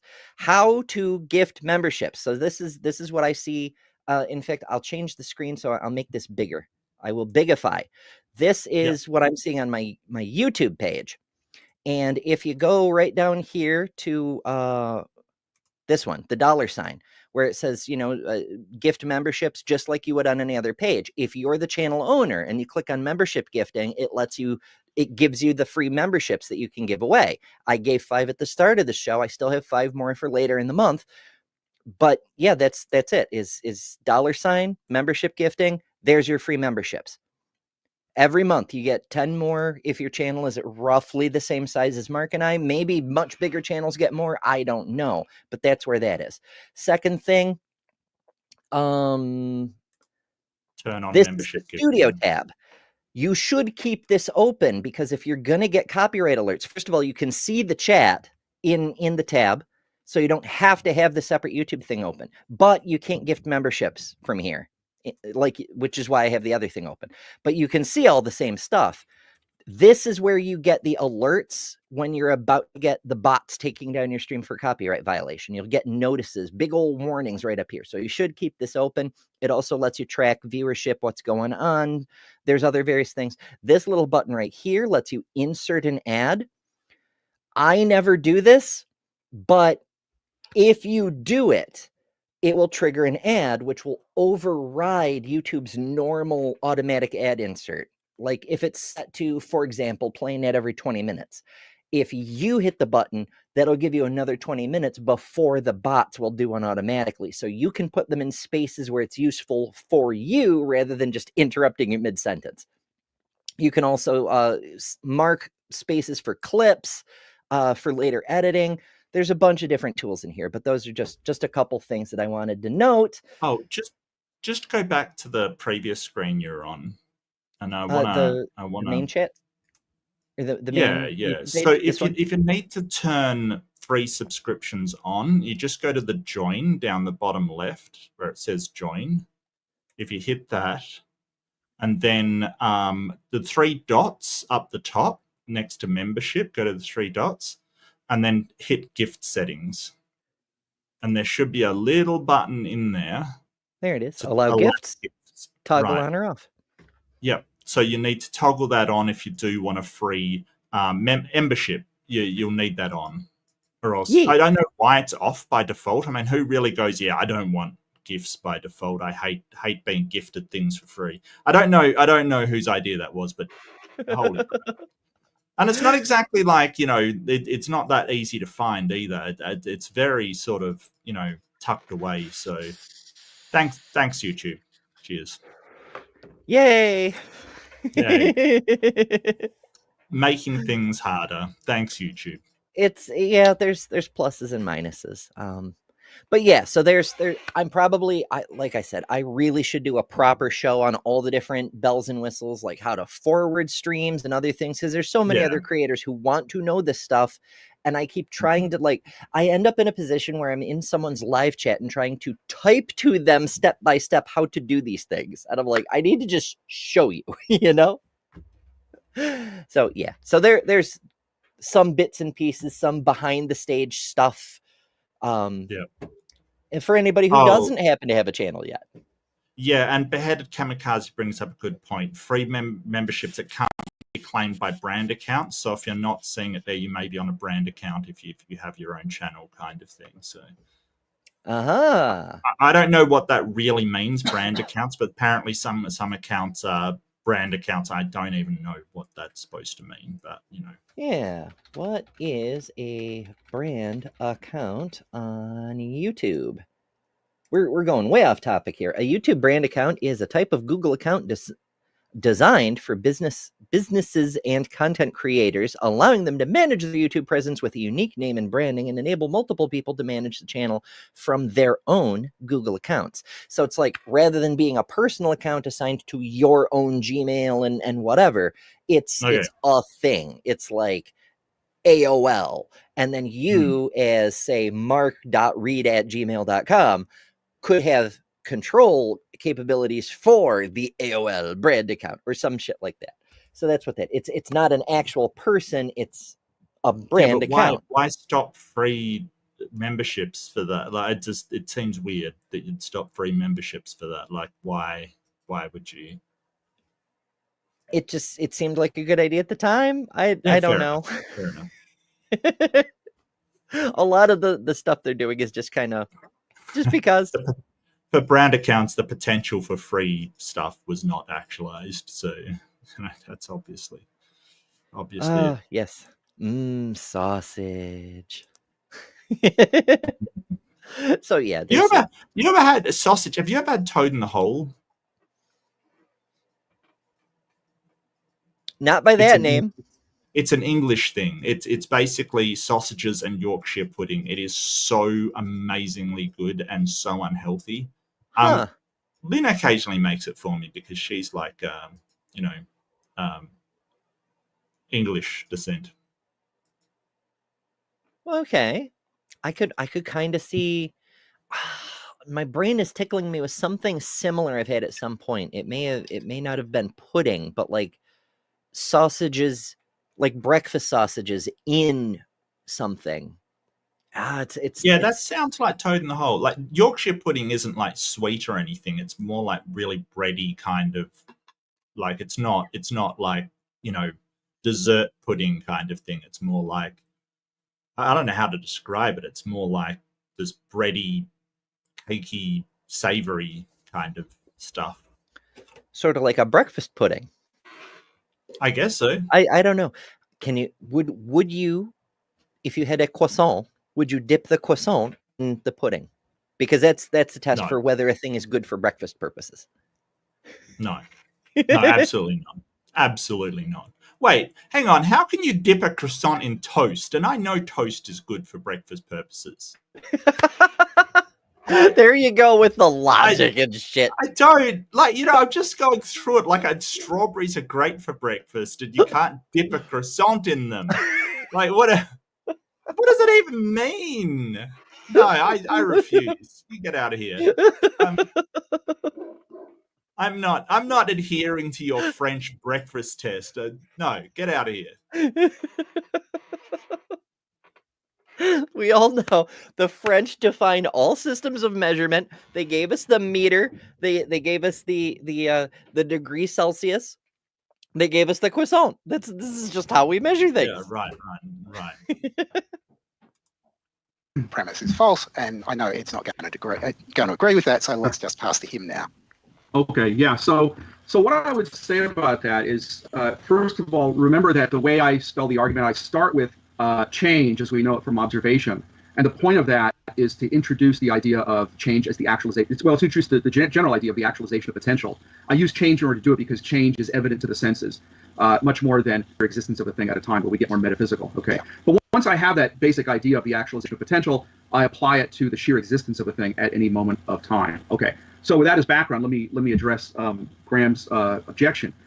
So your objection, Graham, is you say, well, I don't see why the chair would need once it exists, why it needs something special to happen, an actualizer to keep the thing existing in the next moment, the moment after that, and so forth.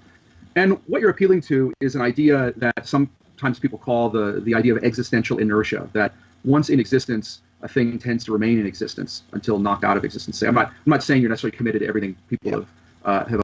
An object in existence tends to exist until acted upon by antimatter, I guess.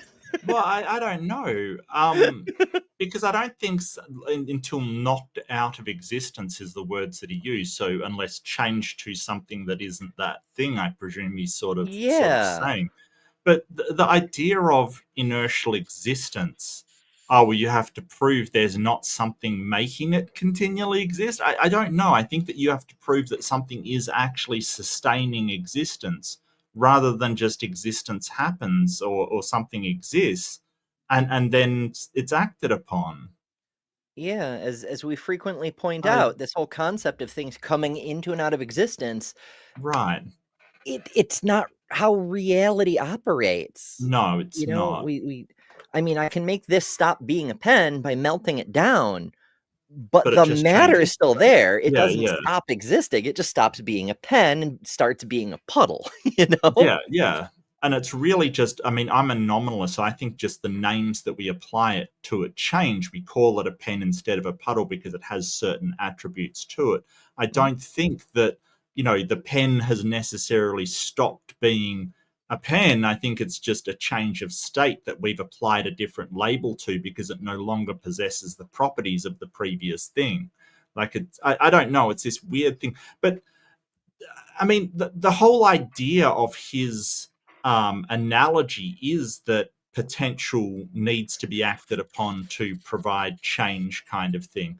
So if sustaining something requires being acted upon as well, then everything requires something acting up. Is that what he's trying to get to? That's the God is just, you know, reinventing physics. He's at the stage where he's got a rock balanced on top of the pinnacle of a roof, right at the apex, and you've got gravity is a spirit manifested as an anthropomorphic god pushing in one direction, and you've got inertia manifested as another anthropomorphic god pushing in the other direction.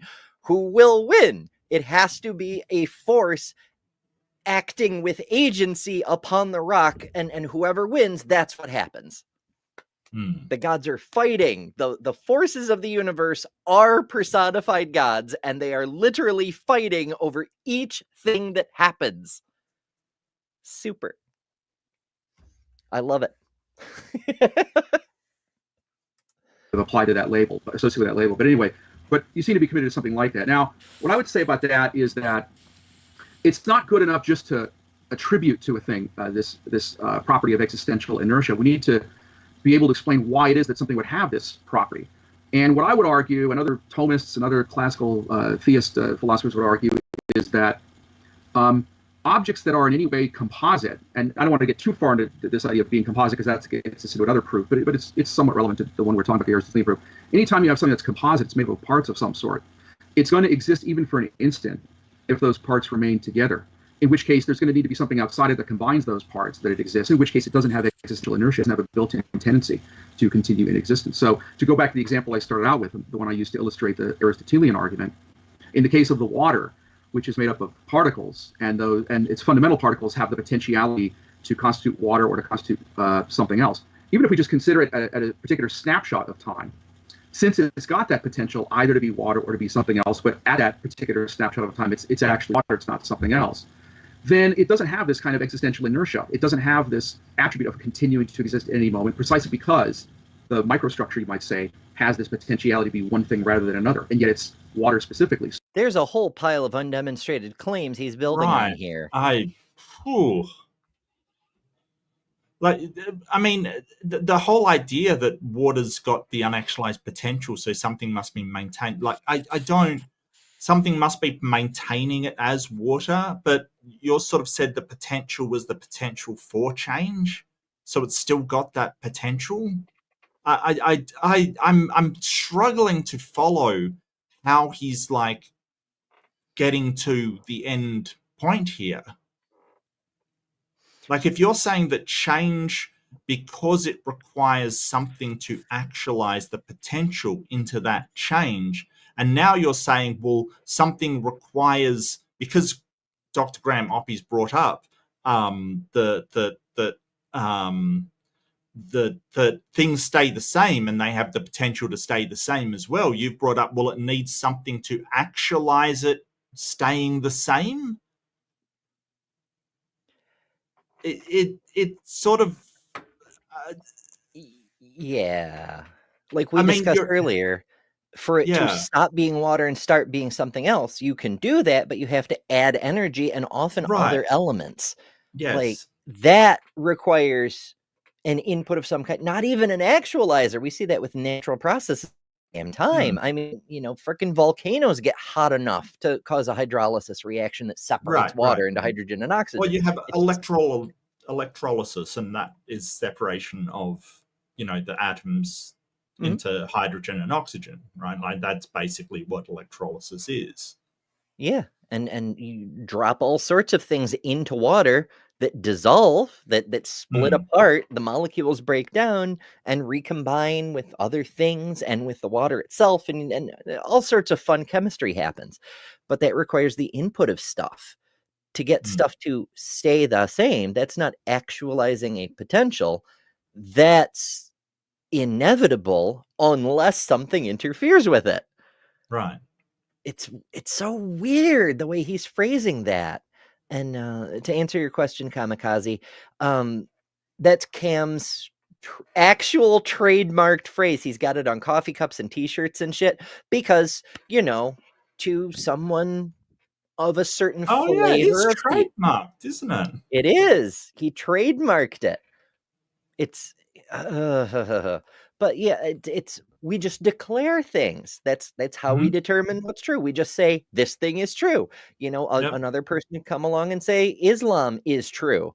And that's Mhm. that's the whole argument. Just declare the Yep. thing and redefine the word true to be whatever you need it to mean for your thing, which is demonstrably not true, to Yeah. meet this new criteria of what true is. It's super honest. It's the best way But to reach conclusions.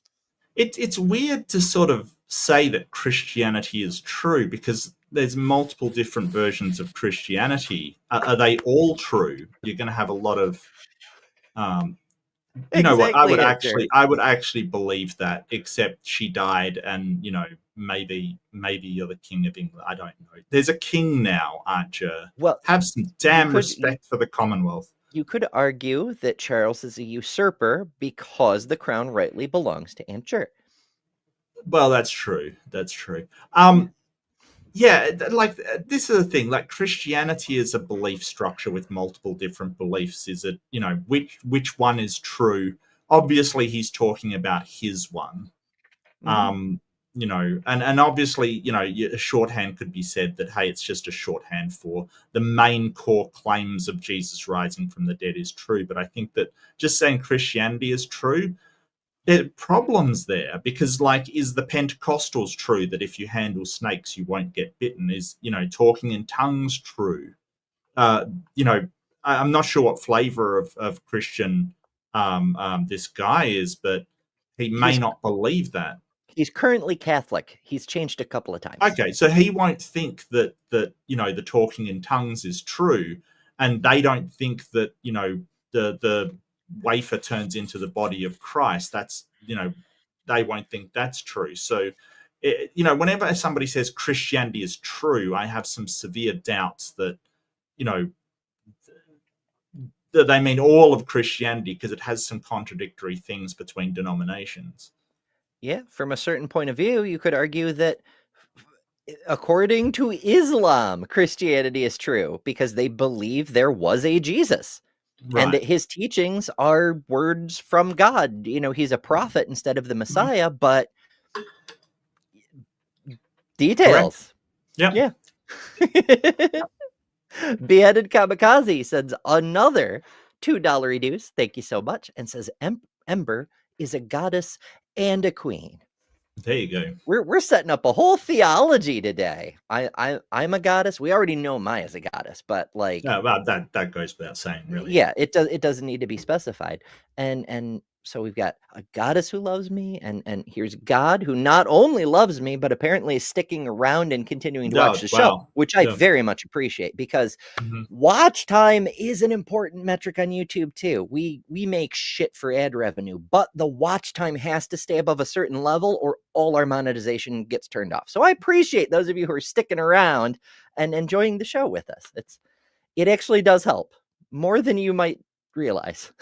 We've gotten really close to losing monetization a few times, and it worries me sometimes because I like my buttons. I like to forward streams. I like to have the memberships and the custom emojis and all those. They're fun. I think they add a lot to the experience of YouTube, but that's just me.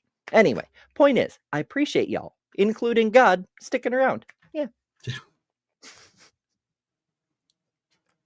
I am so gonna rub that in the face of the next theist I debate. I don't know about you, man, but God watches my channel.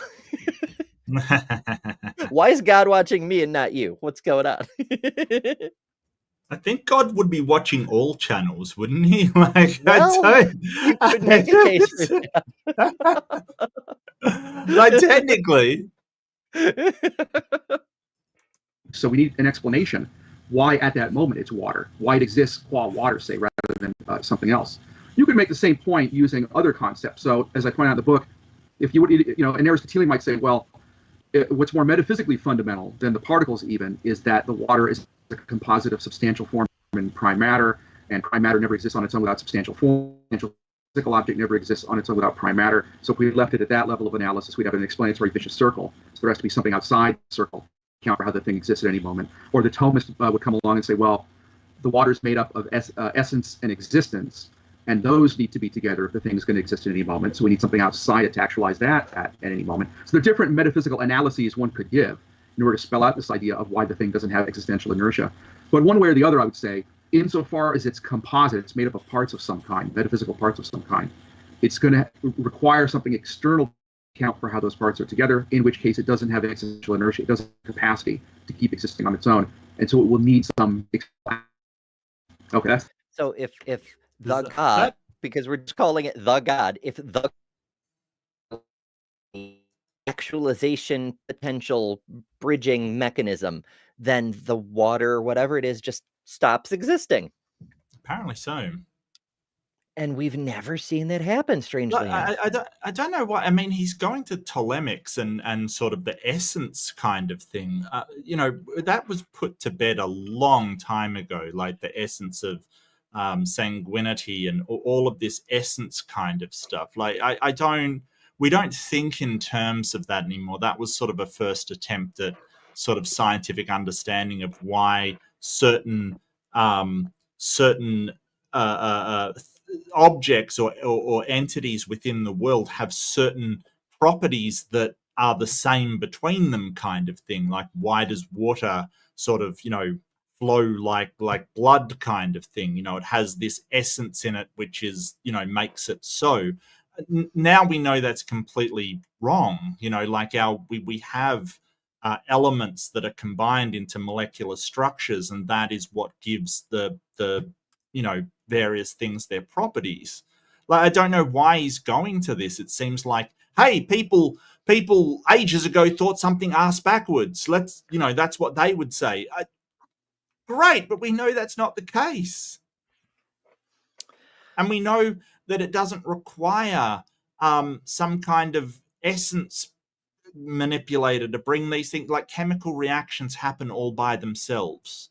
Like, no one is, poking a stick at a volcano or causing, water to evaporate. There's no Helios, riding his fiery chariot around, causing water to evaporate and turn into a gaseous form. Nobody thinks that. Like, we understand why it happens. I just don't, like, I get that he's saying, hey, for any change in state, you need some kind of cause for it. I don't know where he's going with this. It's yeah. I'm visualizing, like, I can't think of the name of the thing, but you may be familiar with Stephen King's story, The Langoliers, where people get caught in a moment behind the present, and Right. reality starts decaying, and these beasties called the Langoliers come along, and they're in charge of dismantling reality. They happen to do it in a sort of monstrous way. They're like all mouth with bunches of teeth and whatnot, but their whole thing is to dismantle reality so the parts can be like recycled for the next moment or some shit like that.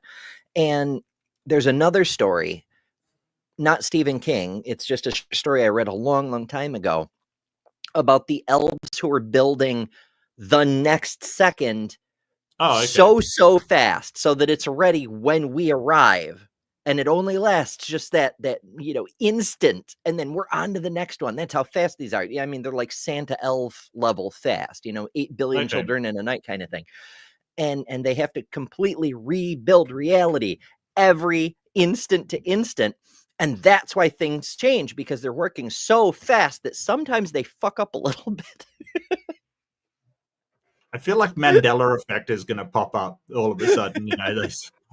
Nelson Mandela died, and then they accidentally recreated him. And like, what do we do?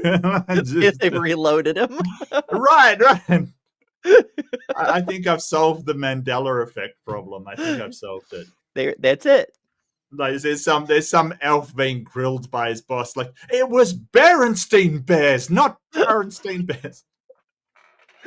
All you had to do was copy and paste. Why did you type it out again?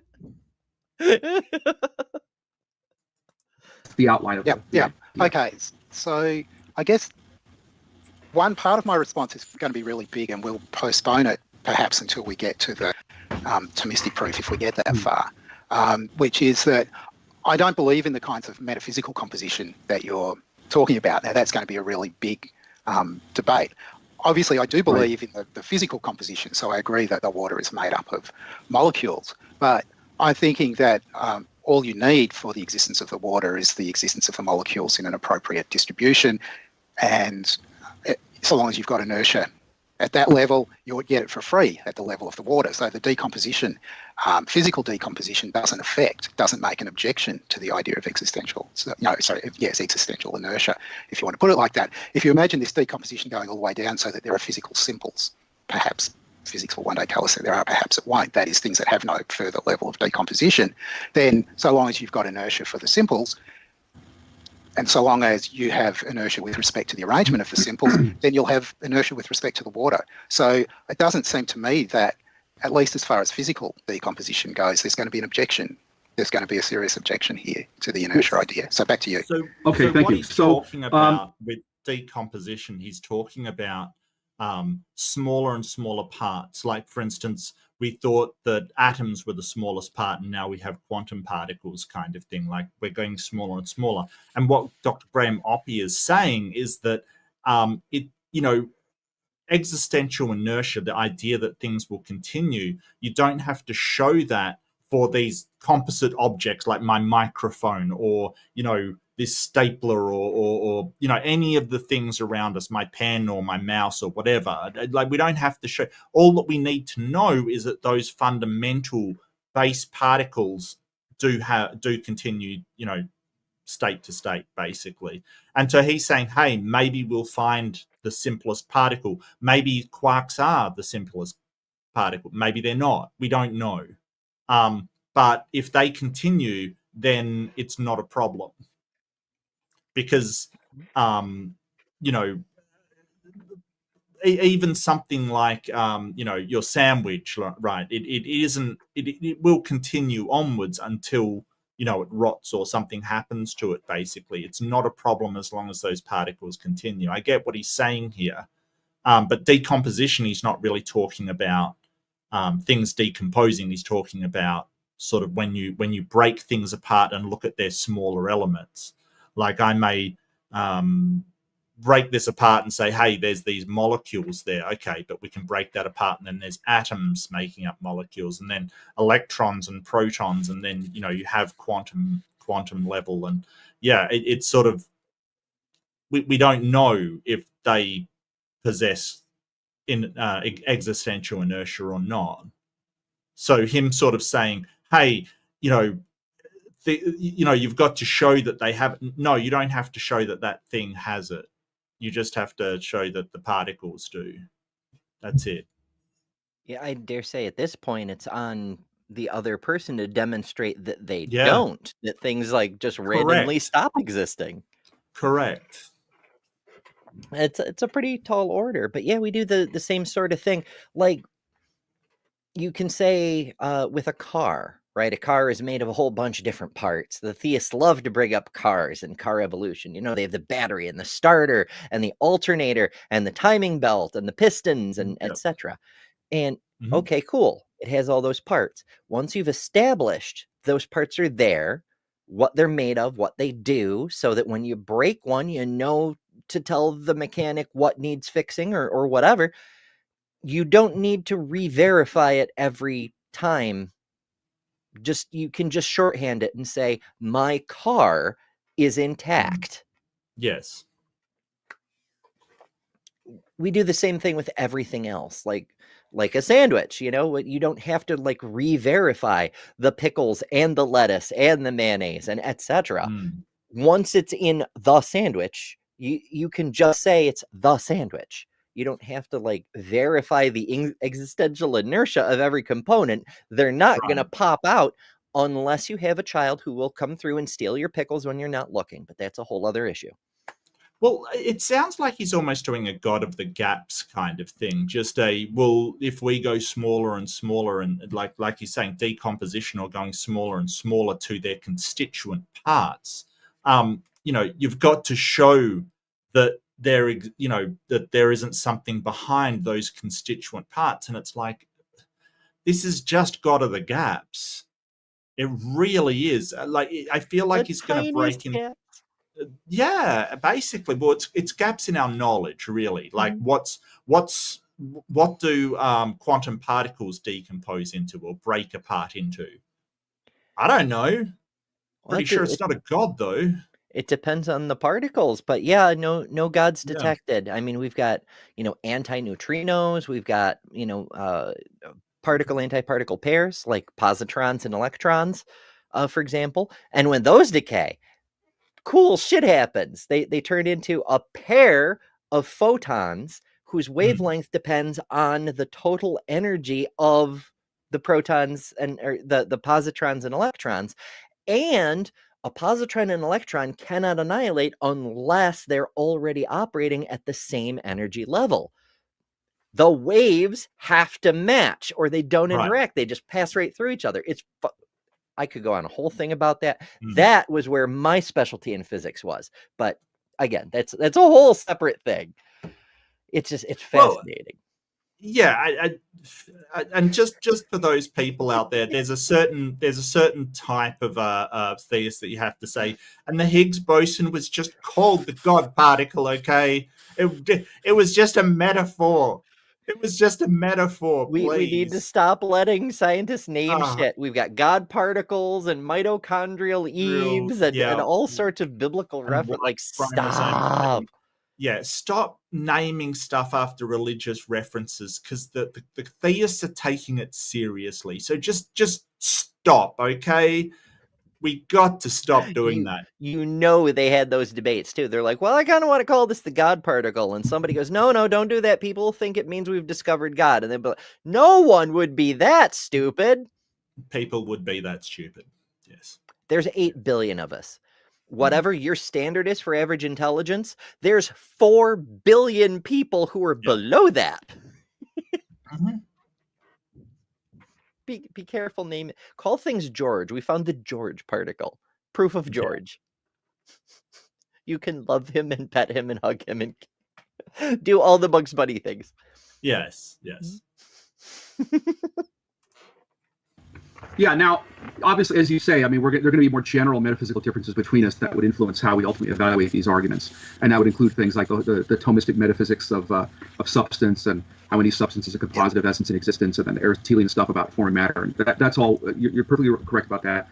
But I do think that we can bracket that off to a large extent and address the question without having to get into all that in the following way, that you say, well, look, I mean, you can account for the existence of the water in terms of the inertia, and I take it you don't mean like Newtonian inertia, you mean existential inertia of the parts, of the microstructure. Okay, fair enough.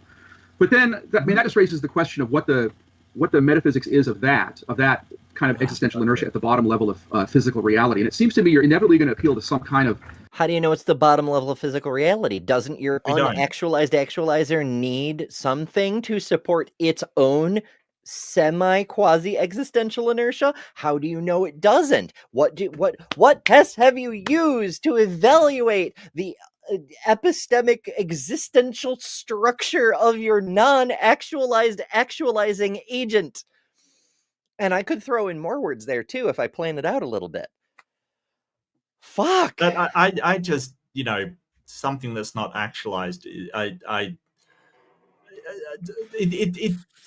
so many things I've run into lately are like potentiality equals actuality. And no, it doesn't work that way. The rutabaga the kumquat particle would be amazing. Like, seriously, that is a funny word. It is. That is just hilarious word. This reminds me of one of Chris Mallard's ads.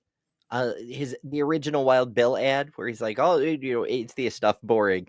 You should be more fun. Particle is a fun word. Here we are, not only with particles, but Particle. rutabaga particles and kumquat particles. We have advanced particles up in this shit. Yeah." Yep. Notion of laws of nature, conservation laws of some sort, right?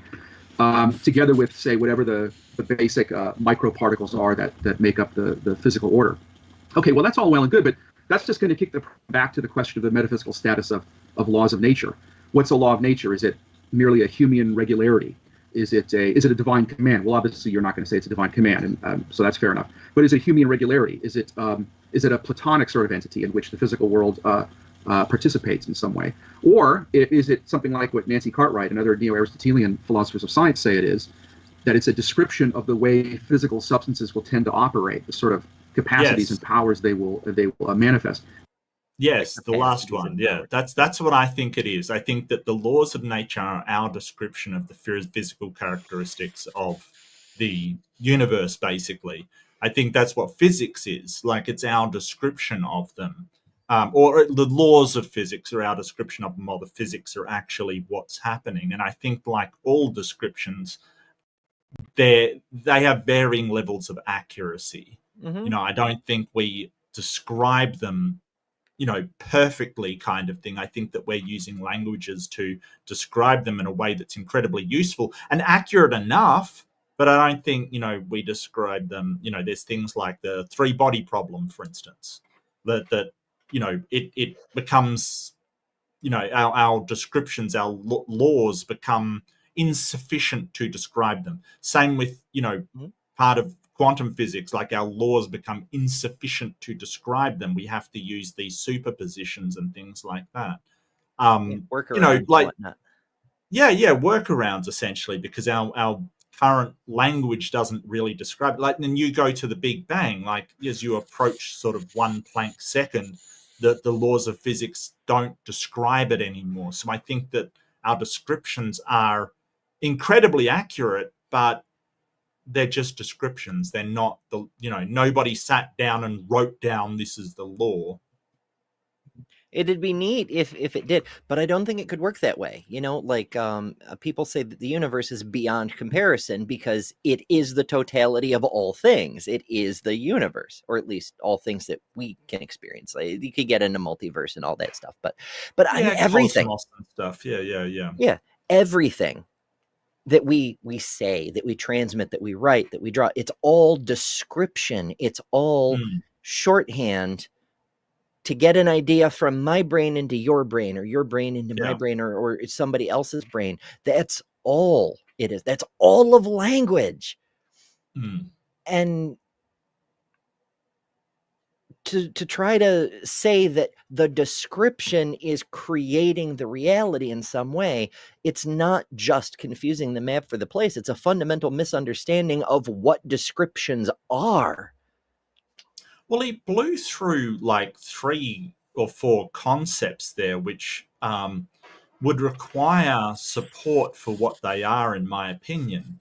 That, sort of from a Platonic point of view, that there's a shadow realm or a shadow, like basically something that's the actual, like you have planets, but there's a master planetness kind of thing that exists in a Platonic realm that gives all the planets their planetness. It's kind of a very weird way of thinking. And, I'm not saying it's impossible, but I think you really have to show that this Platonic realm, in fact, exists somewhere. And that's a thing that has driven me nuts about modern philosophy because when you read the translations of Plato's writings and Aristotle's writings and whatnot, all this stuff is presented as a thought experiment, a way to conceptualize an understanding of reality in order to stretch your brain's capabilities. They're never presented as this is literally reality, and we know because we logicked it out. you know, it's all examples and potentials and maybes and what ifs, and that's what ancient philosophy was, is what if reality is a holographic projection, it's a shadow on the wall of a cave. He's not saying that is literally what's happening. And modern philosophers are looking at this and going, oh, well, this is clearly literally what's happening. There must be a literal sub-basement to reality where the forms of things derive their... The fuck is wrong with you? Did you not read past the first paragraph? Well, God I damn think it. that, you know, I really think that even though, you know, like sort of, I think it was an early attempt to describe why there are parallel properties between things that don't really have any parallel. I think it was them really trying to explain if sort of a you know, a universal exists, like you say something is wet, like there's wetness kind of thing. How do you explain why multiple things can have this property even though there seems to be no link between them? So I think it really was an early attempt to explain these universals, to explain why properties would be found in multiple different unconnected things. But I think I think it was misguided, and there's nothing to suggest there is something, you know, casting these shadows, and rather the similarities exist more in our own heads than anything else. You know, they are things that we, because we're pattern seekers, we will see the similarities. You know, sort of something like convergent evolution springs up, right? Like, you can get multiple things that look the same, but they are not the same. But you know, it like modern Neoplatonists sort of say, hey, there's an essence of chairness kind of thing. But questions come up and sort of say, well, you know, was a stump just a stump until somebody you know, decided to use it as a chair, and how does that work? Did the chairness exist forever, and then suddenly it just, you know, we became aware of it when somebody went, oh, potentiality, and the person sitting upon it actualized the potential. And I've got a really good argument against Platonism, or Neoplatonism in particular, this idea that there is a thing.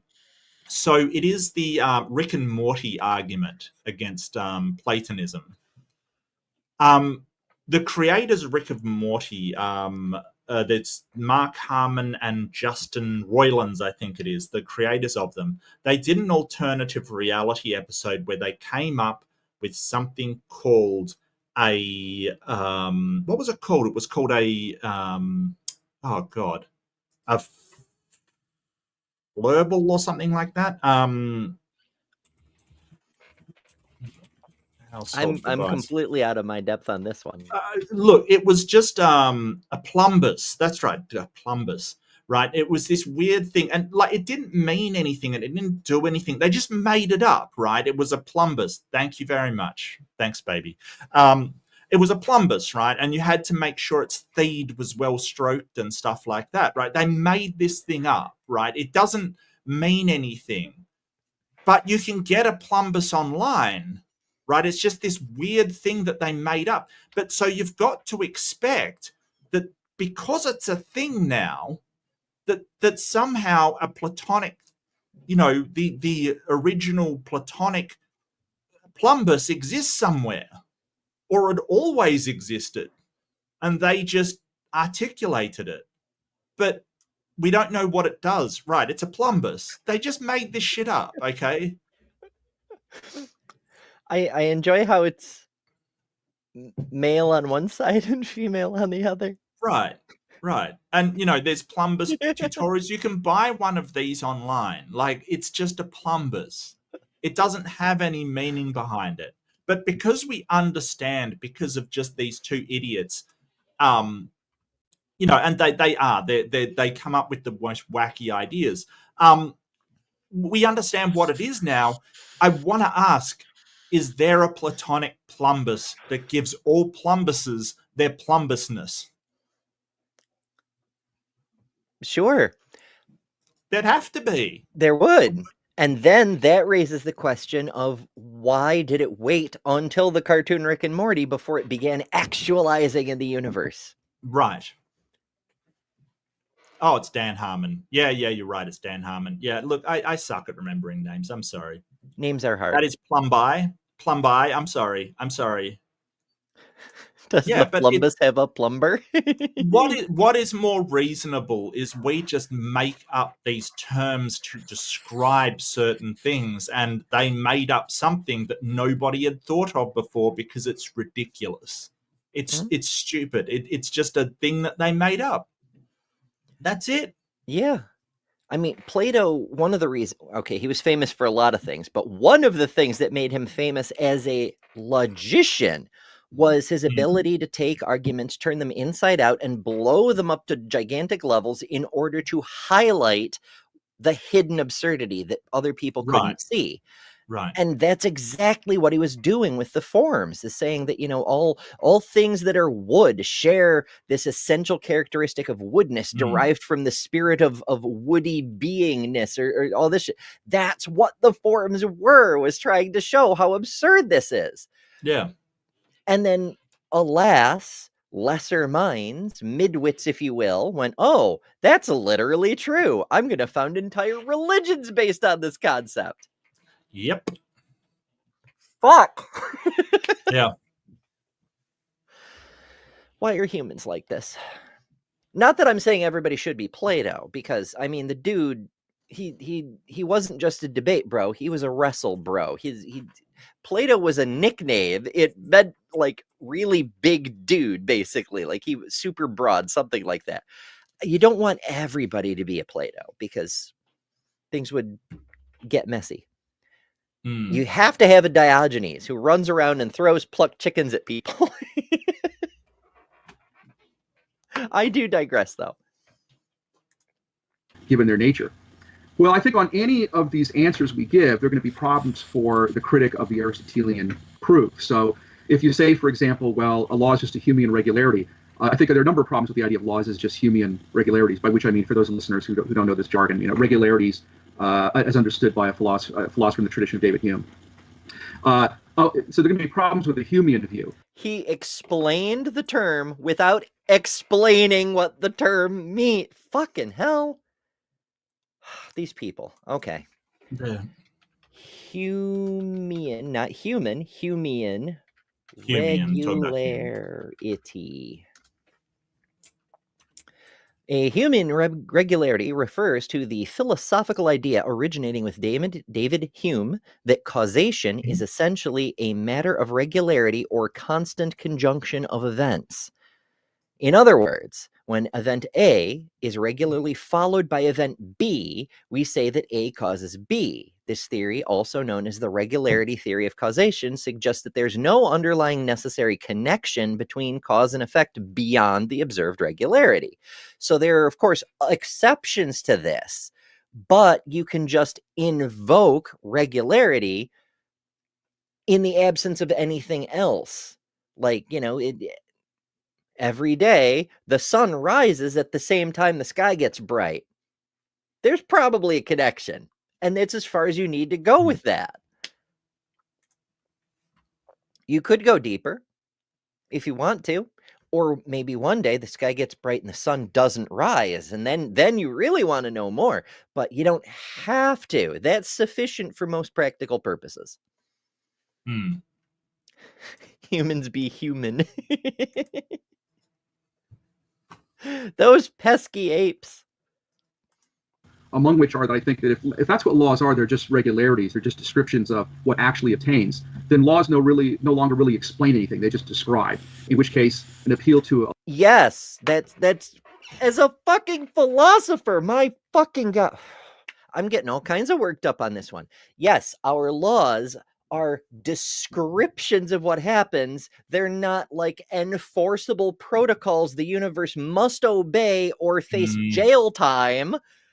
It's a description. Shit.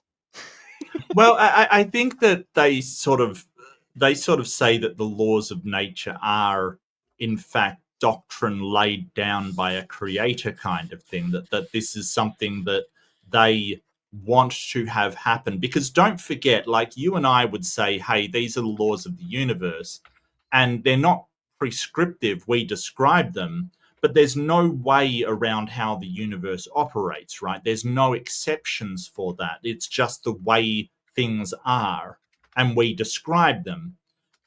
They are inherent properties of what the universe is. But don't forget that they think that there are circumvents to those laws, right? They think that there's miracles that can occur that don't have to follow, that they're sort of prescriptive by God, and therefore he can provide exceptions to it.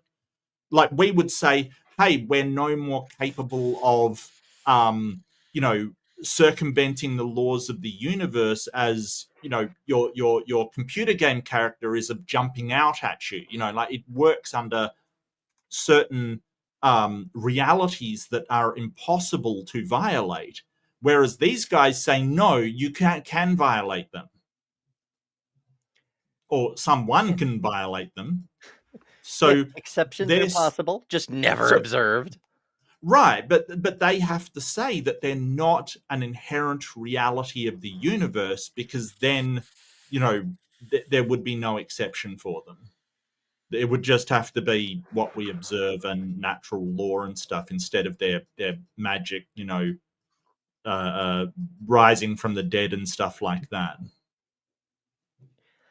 Speaking of rising from the dead, I'm just nailing these segues tonight. Beheaded Nice. Kamikaze sends $2 dues. Thank you so much. And says Worked Up Ember is best Ember. Come on, guys, one more. Which is, of course, a reference to this week's goal challenge thing, which is, 10 super chats of any kind. Then we do a bonus stream. Open discussion bonus stream. Nice. Yeah. Yep. At least that's the idea anyway. And yes, obviously light causes the sun to rise. That's how that works. Mm-hmm. It's an observable cause and effect relationship. Yeah. Yes. Yeah. Oh yeah. No, it's the cock crowing that am I allowed to say cock on here? Anyway, it's the cock crowing that causes the sun to rise. Sunrises are very loud. Yes. Yeah, it's the photonic pressure, right? Like the sun, as we know, is constantly emitting photons or electromagnetic waves. If you prefer. Yeah. And those exert force. They do, right? Einstein measured the amount of force that photons exert on a field of grain at one point. There's a lot of force, and it builds up, and eventually it launches the sun up into the sky like a freaking jet engine. It's so cool. It's solar powered. Haha. In fairness, a flat earther would say the sun doesn't rise at all. That's true. Around the sky. I don't know how that works. It's magic. It's always been magic. I had a flurfer in my stream the other day. I was kind of like, aren't you guys done after the final experiment? Like, aren't you guys, please? What else do we have to show you? Like, I know. Like, what does it take? What are you even talking about? Well, I mean, denying reality has been their thing for this whole time anyway. But yeah, I was a little worried about it, because as longtime viewers know, we don't just counter apologetics over here. We tackle all kinds of conspiracy theories and pseudoscience. I just have a lot less time than I once did to do that with. Cosmic Kyle, friend of the channel, who does a lot of great astrophotography, and I have 3 of his prints on my wall over yonder behind this here curtain. Not a god behind here, just my bedroom. He asked me about doing a show. We did a show together a long time ago, and he says, I'm better at public speaking, I'm more confident, and I've been getting so many messages from flat earthers, and I would love to do a show just debunking the shit out of this crazy crap they say. And I'm like, that sounds amazing. So he's working on that. Hopefully we'll get that coming sometime soon. TM, he's gathering the screenshots. But yeah, I'm like, I love it, because I don't know what to do with flat earthers. Like, as far as I can tell, that conspiracy theory is just done. Well, he's going to bring us some material. It should be a good time. I don't have a date yet, but what we do have is an achieved goal, because God came through. God says, for $2, Yeah. thank you so much, we gods are as diverse as humans. Gods are a species. It's interesting. Beheaded kamikaze. God bless you. I love this so much. Thanks, God. Oh, shit.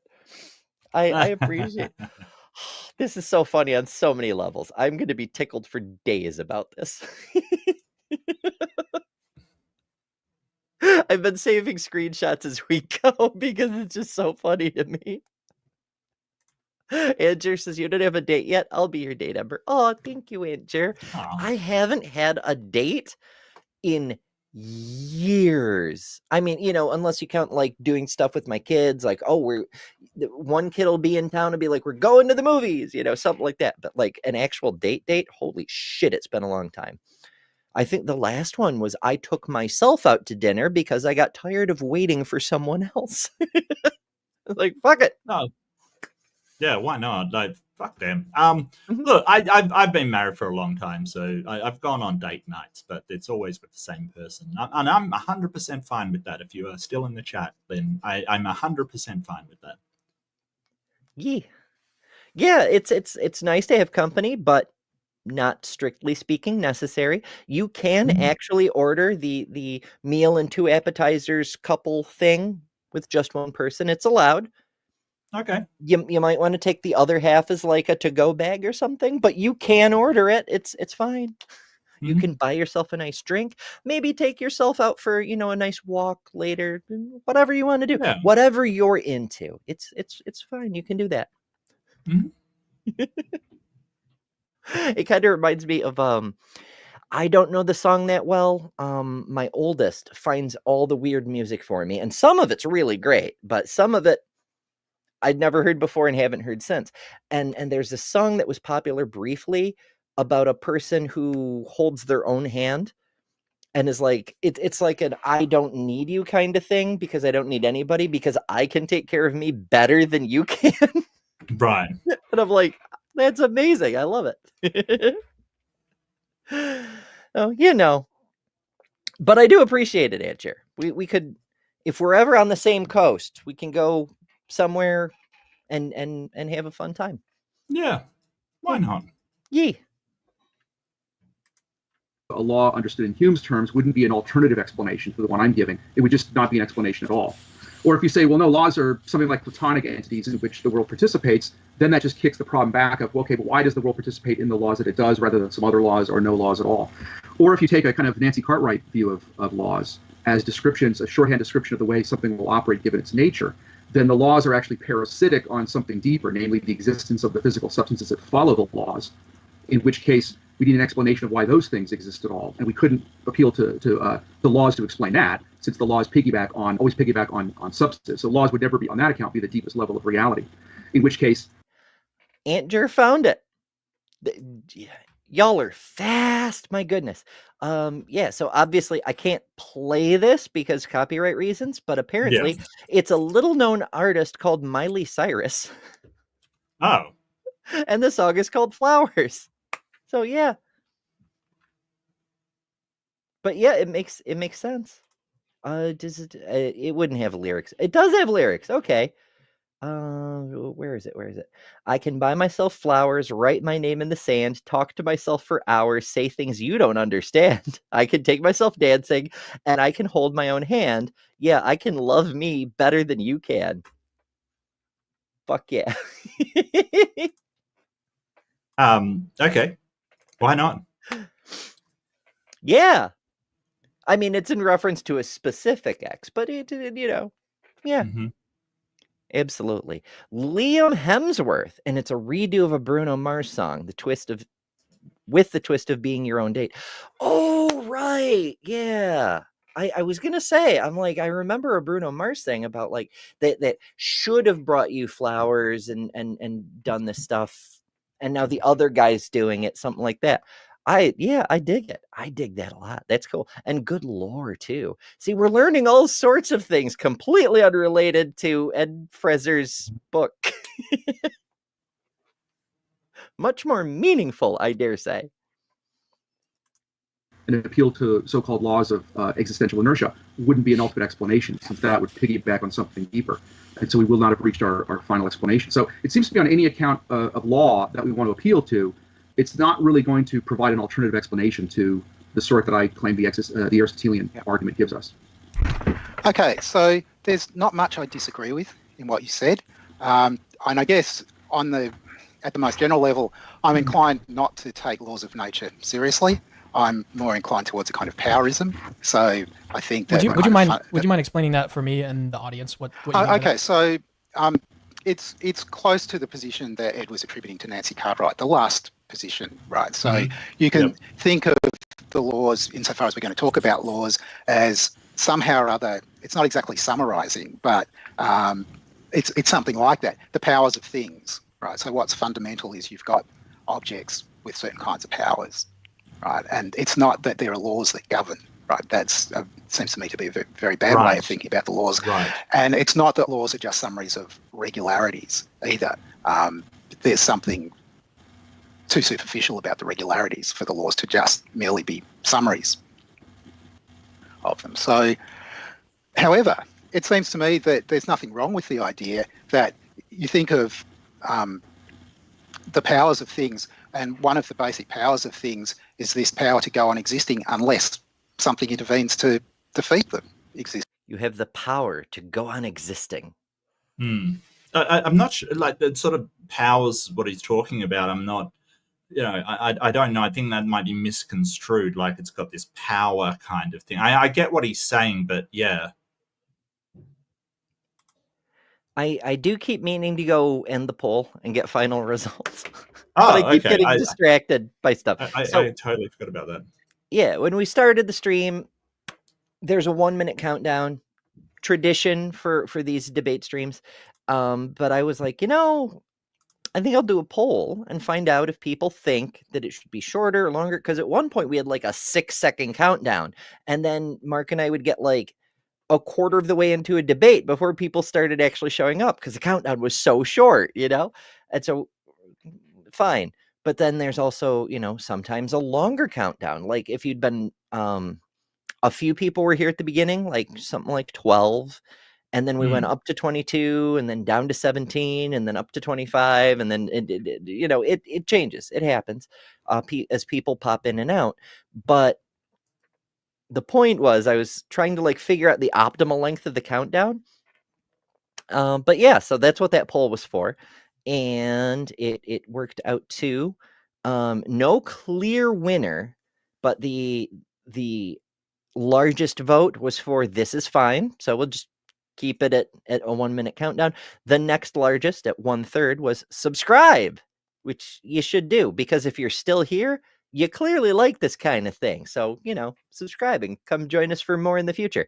And then longer and shorter tied at 12% each. So, yeah.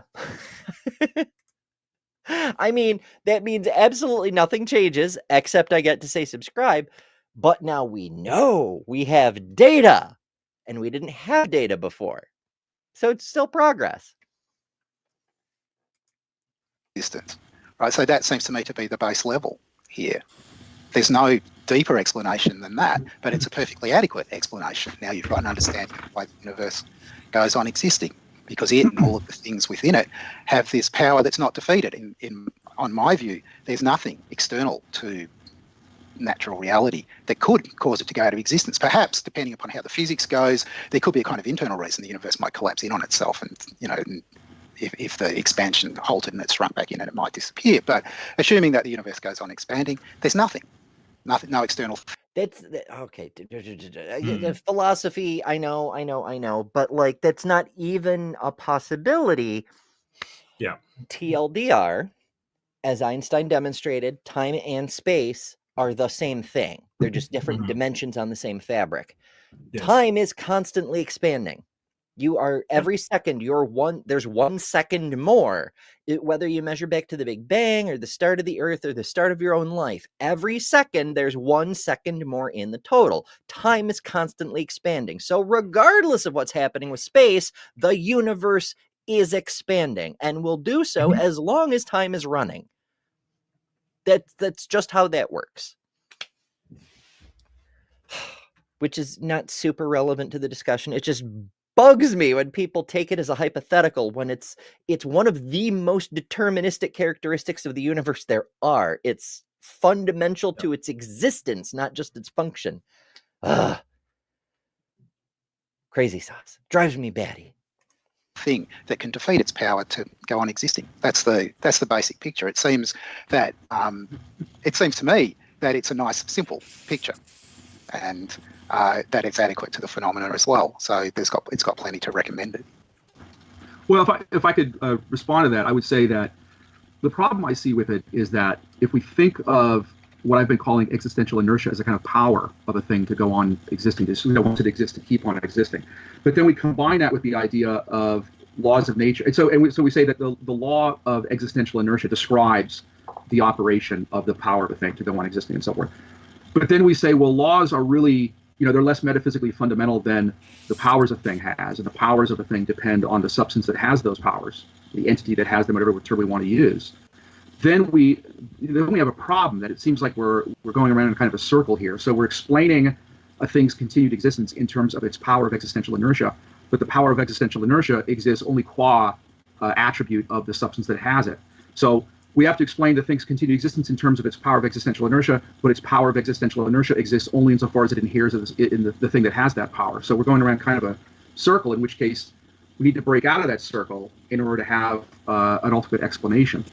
So it seems to me like treating existential inertia as kind of a power is really the last move you can make if you're going to accept the Cartwright-style view of laws as grounded in powers, since powers in turn presuppose the substances that have them. I'm not sure where laws came into this. I wasn't thinking that there's a law of existential inertia. I was thinking that things have powers to go on existing, and that's the kind of metaphysical rock bottom. Oh, okay. Well, but in that Right. case, I think that. Yeah, go ahead. Sorry. No. So, no, that'll do. I mean, because that is what I think. Well, I think in that case, it seems to me the problem is even more direct, because a power is metaphysically parasitic, you might say, on the substance that has the power. So a thing can have any power at all, including the power of existential inertia, only if it exists in a way that can ground the power. So if the thing... This bugs the shit out of me too. Like, the thing can only have the ability if you, as the observer, can ground it in some other concept. It's so backwards. Like, the grounding is for our understanding, not for its actuality. Right. And it isn't actually required. You don't have to understand how calculus works for calculus to work. And you don't have to base the workings of calculus in something else that you've arbitrarily linked to it to make calculus work. Right. Well, and I feel like we're getting into sort of a God of the gaps kind of thing. So this whole thing of, well, why does this entity that we're calling the universe, why does it, the thing, the sort of smaller entities, the deconstructed things in it, have this inertial, this power of inertia, existential inertia in it? And he's sort of saying, well, you've got to have something else giving it that property. Probably. It's probably how the universe formed in the first place. Possibly there's another universe that things don't have existential inertia. It's possible. We don't know. Things just blip out of existence kind of thing. Maybe. Who knows? We don't know.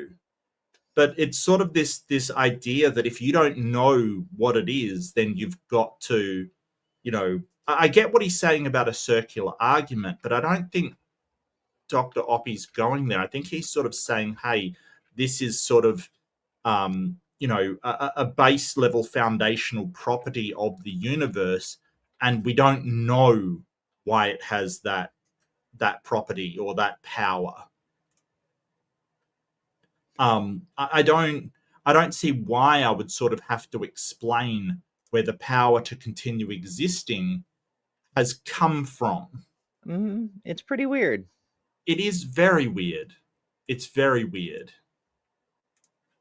But even if I could not explain it whatsoever, it like I wonder how it gets you to a god. You're obviously going to suggest that the thing that gives these things power to continue, who authorizes this power or bestows this power on things in the universe, is a god. And I don't know why that's the case. I have no idea. Yeah, we need a few more steps, but I have a suspicion we're not going to get them. Right. But maybe I'm mistaken. Well, I've got a feeling it's going to be, well, something has to sustain this power in the objects themselves or the entities themselves or whatever exists itself. And that is what we call God. Like it always feels like a cop out to me, like just an excuse to say, well, that's what we call God. And it's like, well, that ain't what I call God. No, God has a certain referent, like certain properties to it of being an agent, a being able to make decisions and, enforce its will upon the universe. Like, so that is not my definition of God.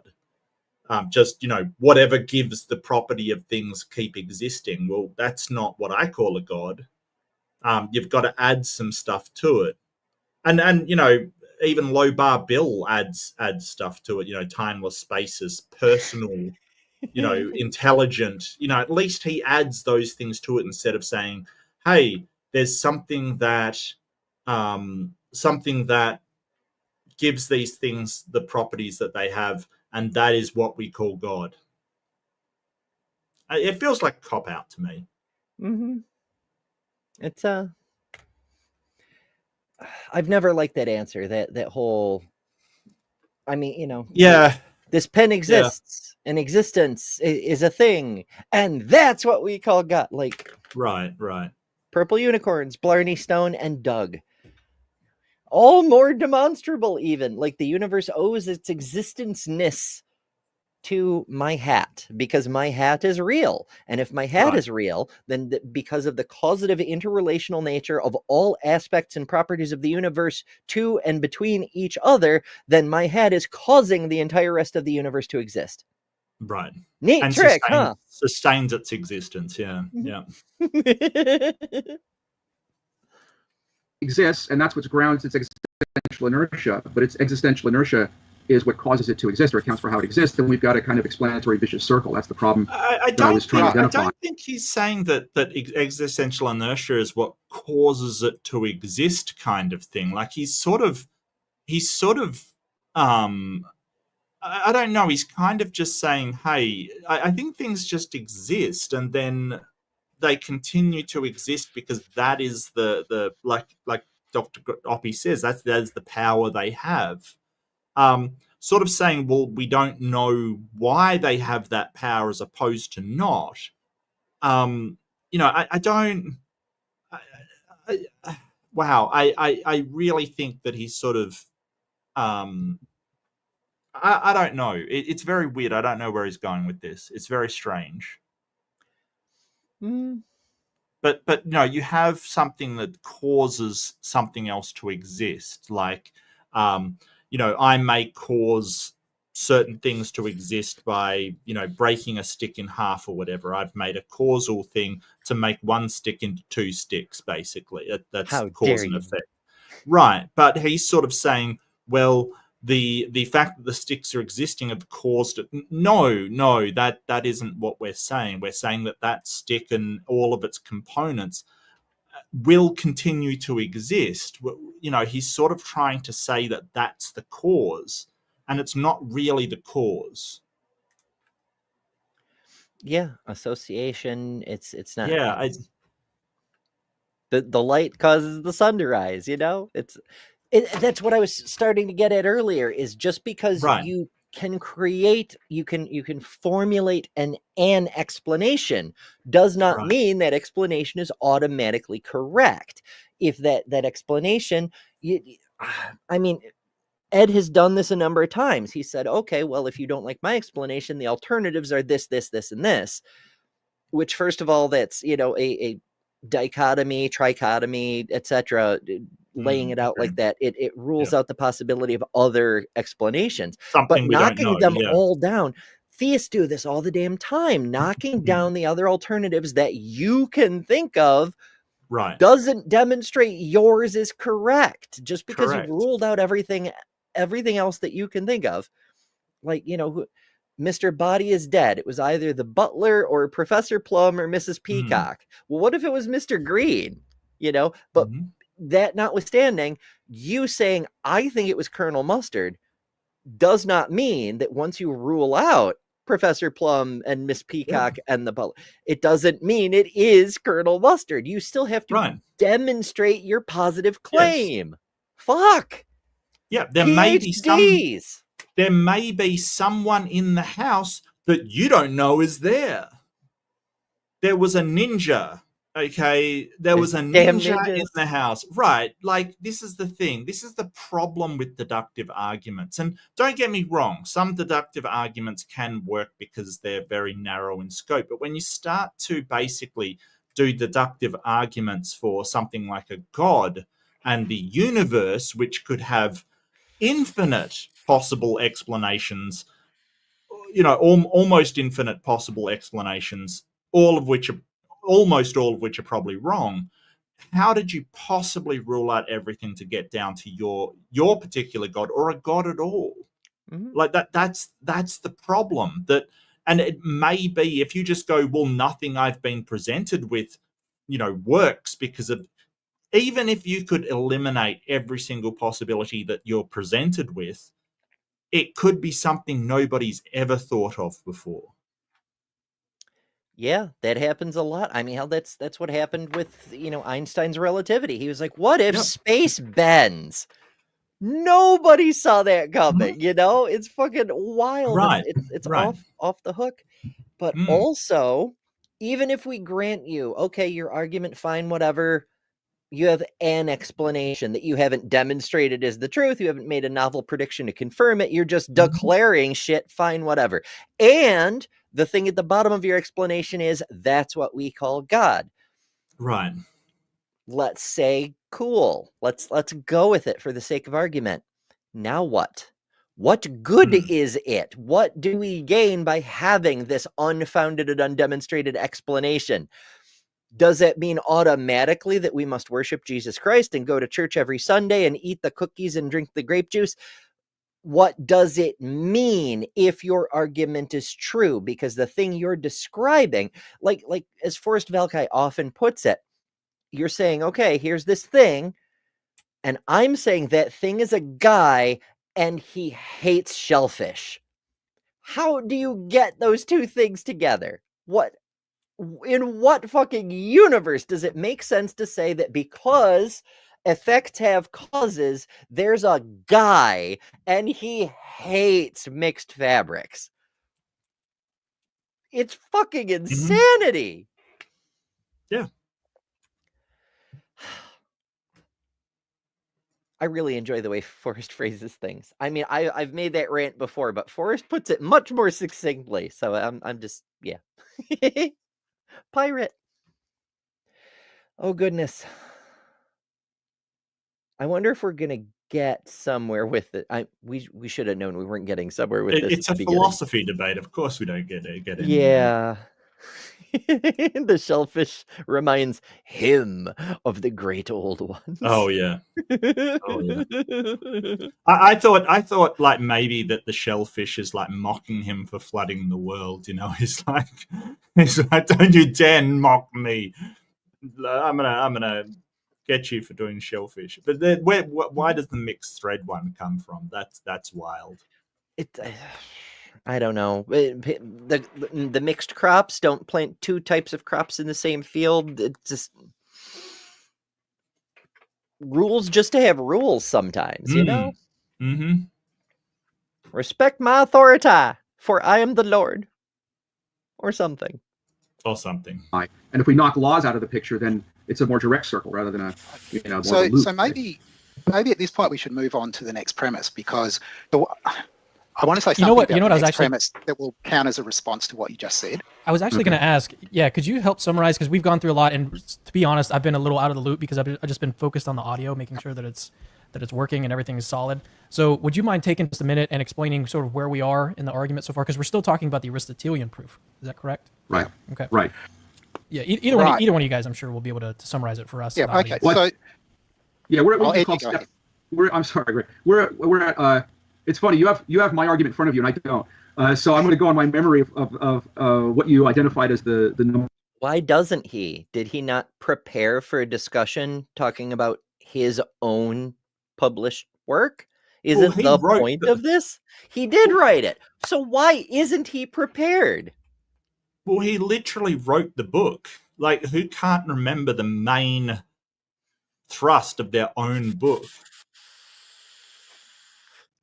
I mean, so a long time ago, I wrote a book about the three main bits of the Big Bang, and I can remember the main thrust of it. But one of the central features, the central feature, the most important bit of data, was the spectrum of the cosmic microwave background radiation, and I can Right. remember the shape of the graph, but not the wavelength values. Oh, fair and enough. and knowing that I couldn't remember that, if I were going to have a discussion with someone to talk about the CMB spectrum, I would make damn sure I have the data pulled up on my screen. But that's just me. I over prepare. I'm a silly bean.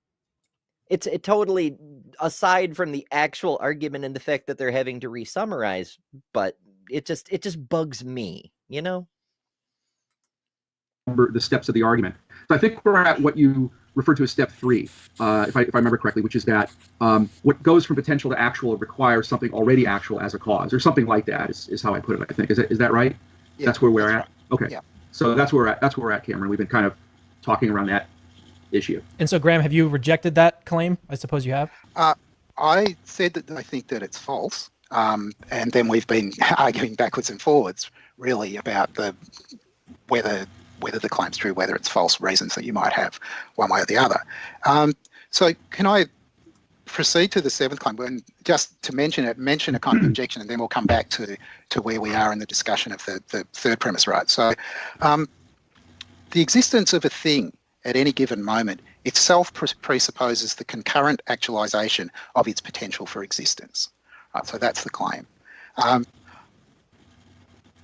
If you're thinking about things that way, then my claim that it's sort of at the ground level, things have potential to go on existing might seem problematic.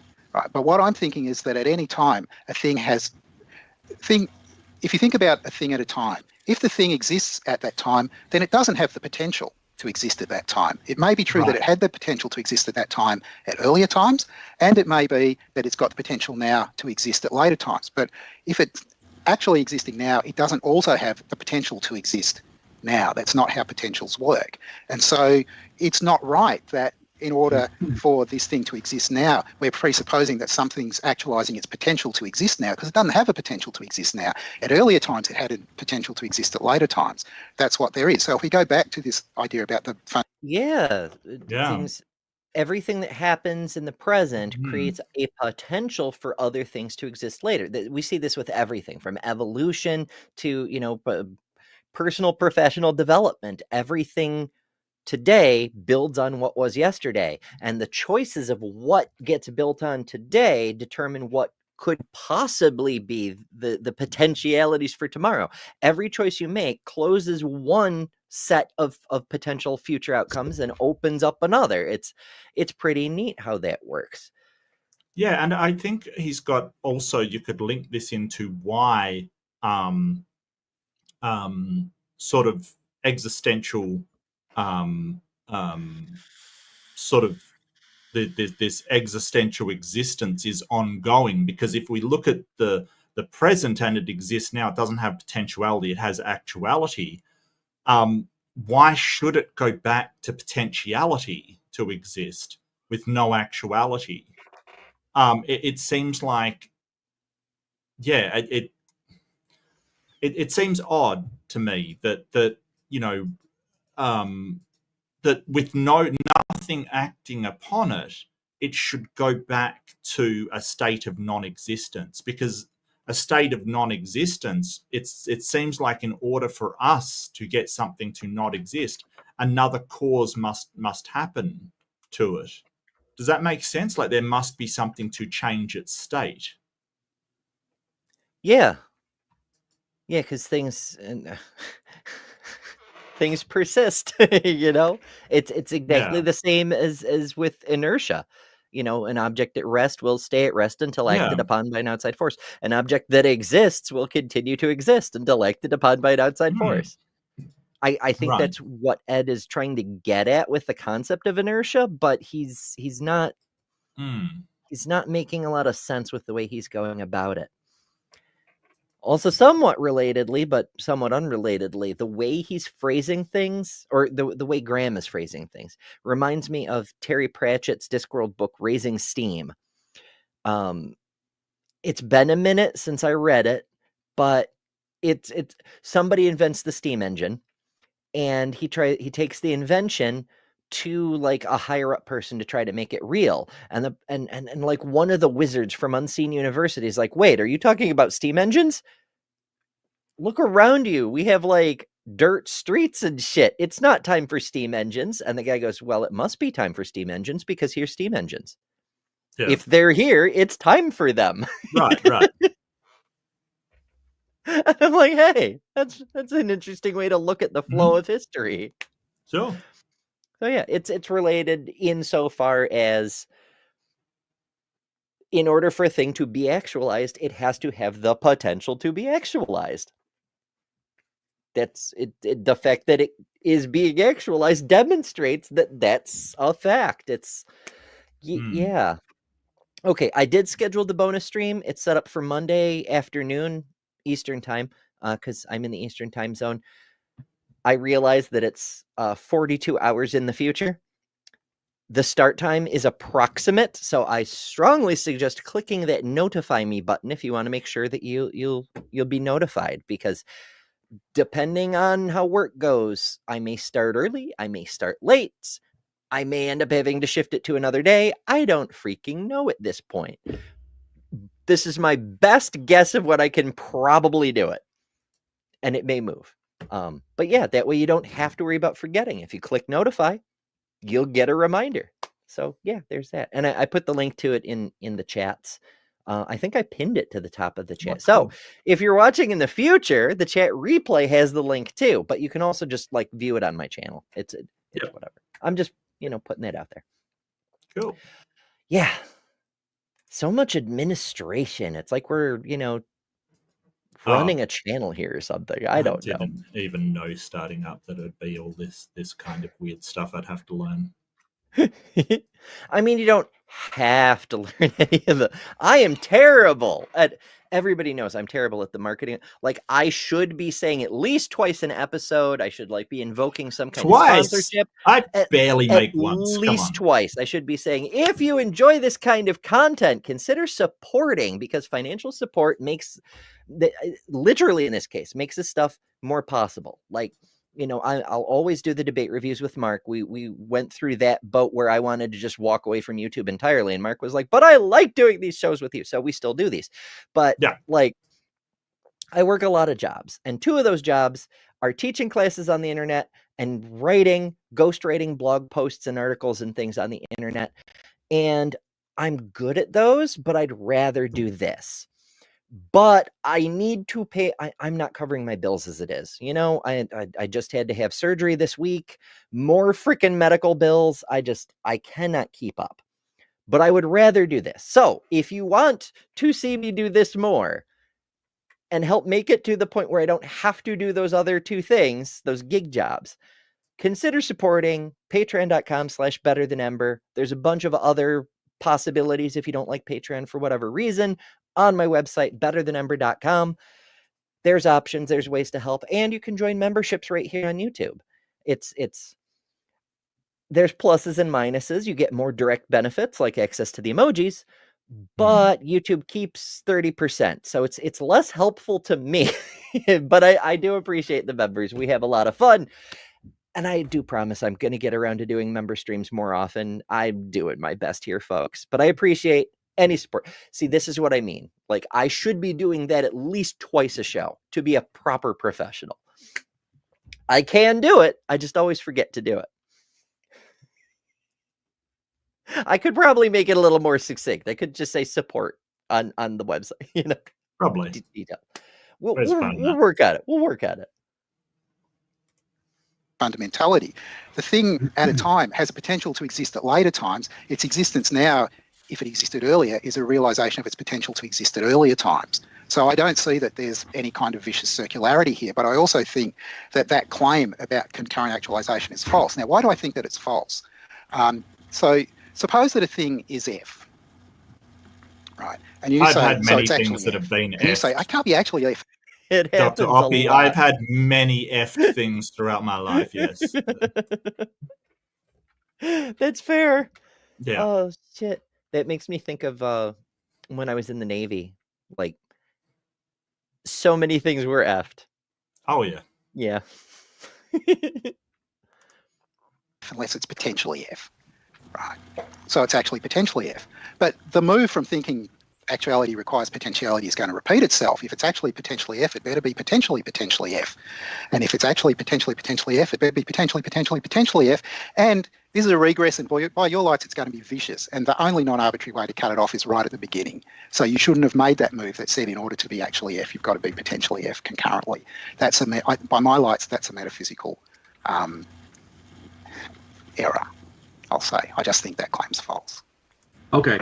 So let me respond to that. And I want to say two things about it. One of them is by my lights, the less deep point to make. And then the other one's by my lights, the deeper point to make.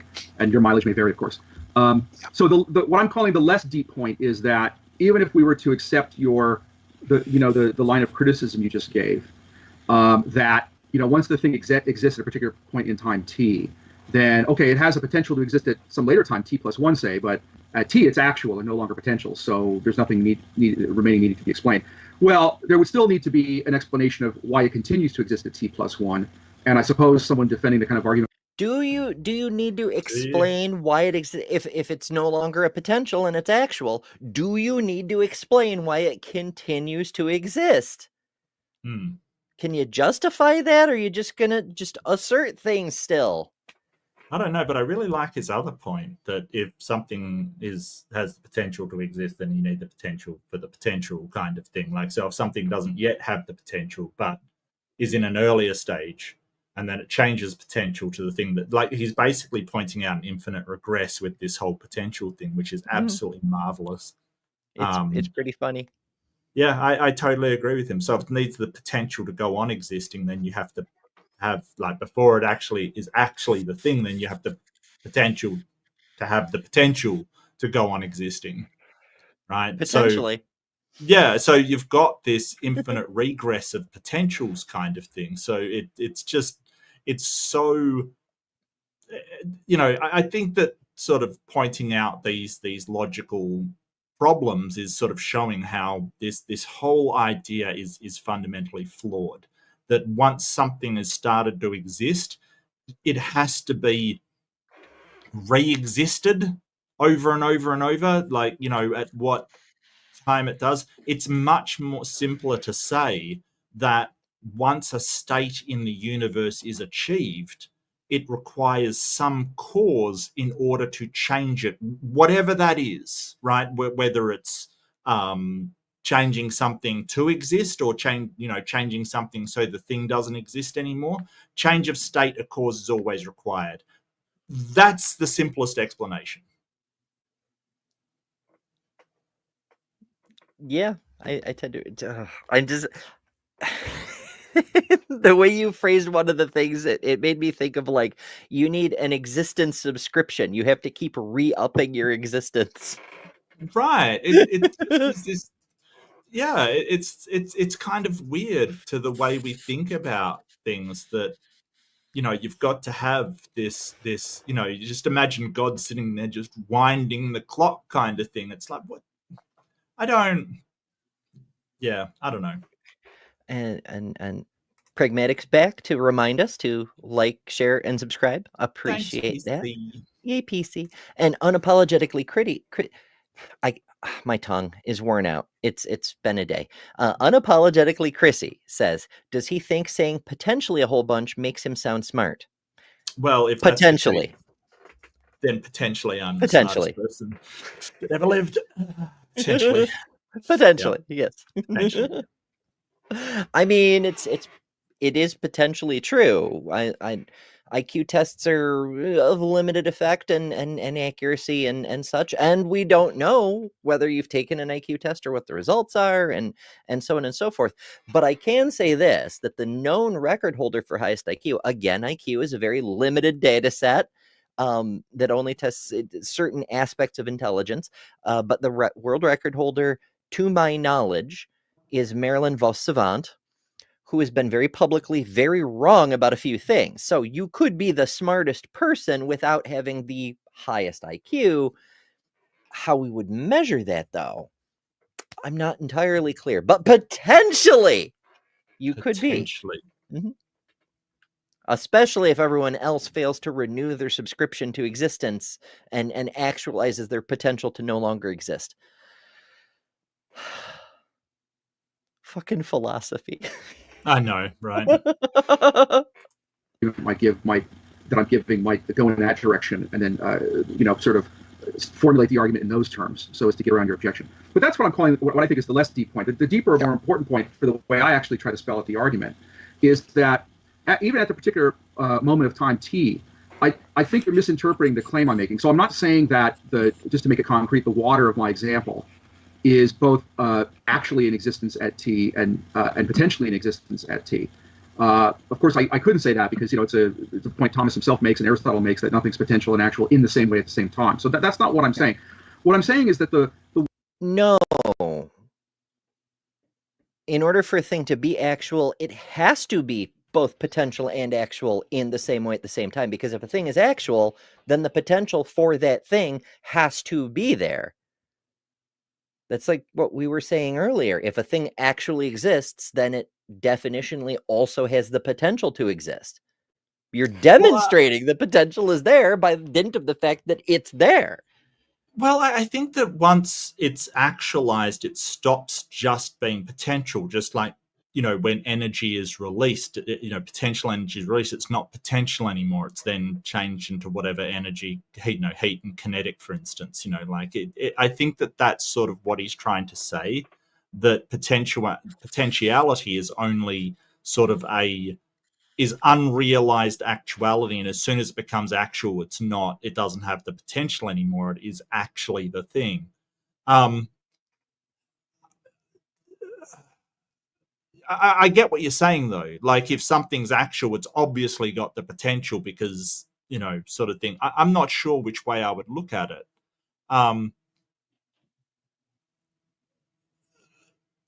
Yeah, I think I would agree with him, actually, that potentiality, as soon as it's actual, it's not just potential anymore. It's actual. Not just potential, but that's not what he said. Right. Well, I think I would make that demarcation. That once it's actual, it is not potential. I think I would make that demarcation. That when you're talking about potentiality, it cannot be actual. Once it's actual, it's not potential. I think I would. I think I would say that, yes. I don't know. I might disagree on that one, but I honestly don't care enough to split the hairs over it. Well, I think it's by his definitions, right? Like, I may not agree with sort of the way that he's constructing it, but he's saying that potentiality is unrealized actuality, right? And if potentiality is unrealized actuality, then actuality that's realized can't be potential, right? Because it's not unrealized, it is realized. From that point of view, but that's a shift of position from where he started out from. How so? in the beginning, they were saying that if a thing is actual, then it also has the potential to be actual. And then there was that section that Graham pointed out earlier that maybe I misheard, but it sounded like Ed agreed to, where he said we need to frame where potentiality belongs correctly. That the potentiality to exist isn't with the actualized thing itself, but the environment it occurs in. Like the world has the potential Okay. for dinosaurs. So Right. if a thing exists, it isn't losing potentiality because it never had the potentiality. Right. Yeah. Okay. No. I can. Yeah. No. I can grant that. Yeah. Sure. We're having ourselves a Well, mini debate, which is much yeah, but more interesting than the philosophers debate. I think like he's defining it in a very specific way, and I think you're right. I think that if you say that the world has the potentiality to have dinosaurs, for instance, it never loses that potentiality. Like it will still, even if dinosaurs are actually there, it will still have that potentiality. You know, even if they all die off again, you know, it will have the potentiality to have them again, kind of thing. Like, Yeah, I totally understand we'll that. just have Colossus whip up some, you know, Right, exactly. lizards with Yeah. 10 genes changed. Yeah. Colossus is the people doing the who brought back the dire wolf, which is just a genetically modified wolf, basically. But if you put a TM on the end of it, it becomes true. Yeah, for sure. It's Direwolf brand gray wolves, okay? Well, it's on marketing. the opposing side, I think they're working with mammoth genes, and because mammoths, you know, we've got some genes for them, they're doing those a bit better than the dire wolf, you know. So, yeah. Yeah, fun with marketing. It's just Americans are dumb and take things very literally in a lot of disturbing ways. And so, yeah. It's a whole thing, but it makes a great joke. Water exists at T because the potential, not of the water itself, but of the microstructure of the water, say the particles that constitute the water, is actualized as water as opposed to be their potential to be some other thing being actualized at T. Or another way to put it, as I noted a few minutes ago, we could think of it as the prime matter that makes up the water has the potential to be water or to be gasoline or to be, you know, cat food or any number of other things. The water has the potential to be cat food. It could just transmute into anything. I disagree, sir. I think that would be terrible cat food. Better than gasoline, though. Don't feed your cat gasoline, please. Yeah, I don't know. Wow. I mean, this is another one of those instances of philosopherness where he's like, while a thing may not be physically possible, it's not logically impossible. Like you have, you know, I say this is coffee in my coffee cup, but it could be gasoline. There's nothing logically impossible about it being gasoline. So it could be. It's possible. There's the potentiality, and therefore, if Schrodinger is right, and I blink too long, right, all the potentialities go into superposition, and then it suddenly it's gasoline. It fucking transmuted. It's yeah. That's how Jesus did it, you know. The water into wine, he just made everybody blink at once. Absolutely. For fuck's sake. The water had the potential to be wine, yeah, and then he just tapped into that potentiality. There you go. Yeah, that's all miracles are. Jesus's trick was he did bad philosophy on the water. Yeah, that's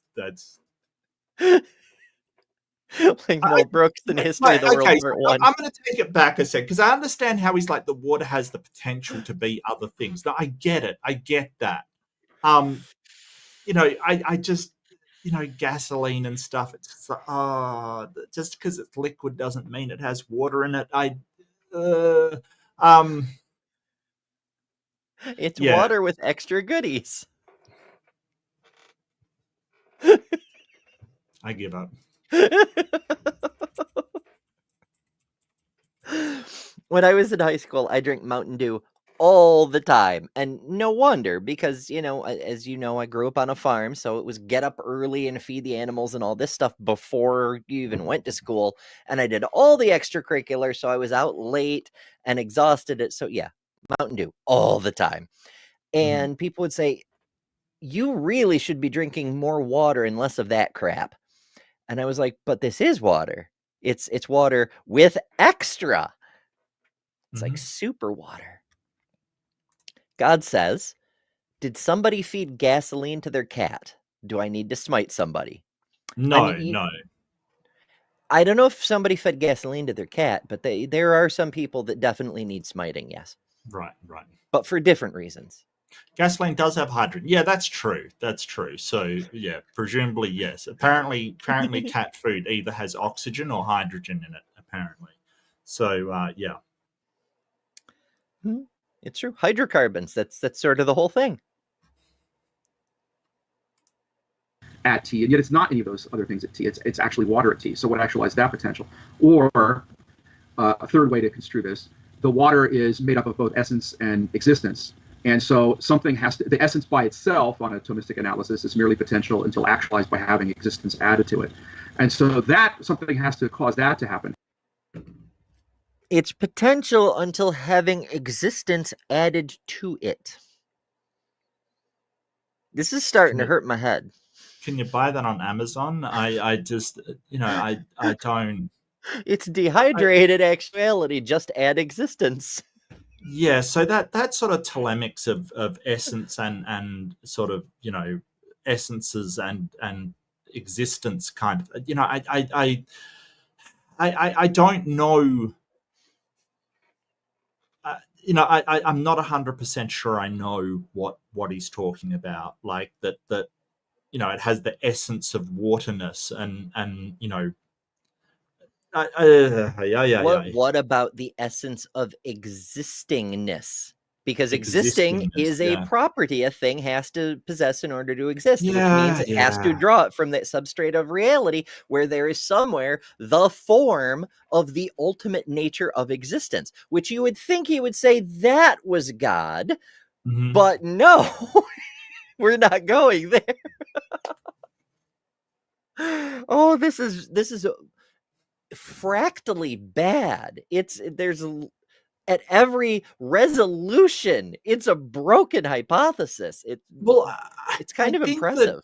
I think that sort of essences were the first attempt at understanding science kind of thing, like philosophy attempting to understand basic properties of the universe. But I think we've come a long way since then to thinking that this water essence, because I have part of the water essence in me, kind of like, come on now. We understand what molecules are, Ed. Like, seriously, it's time to get into 21st century, mate. Like, seriously. We understand what water molecules are.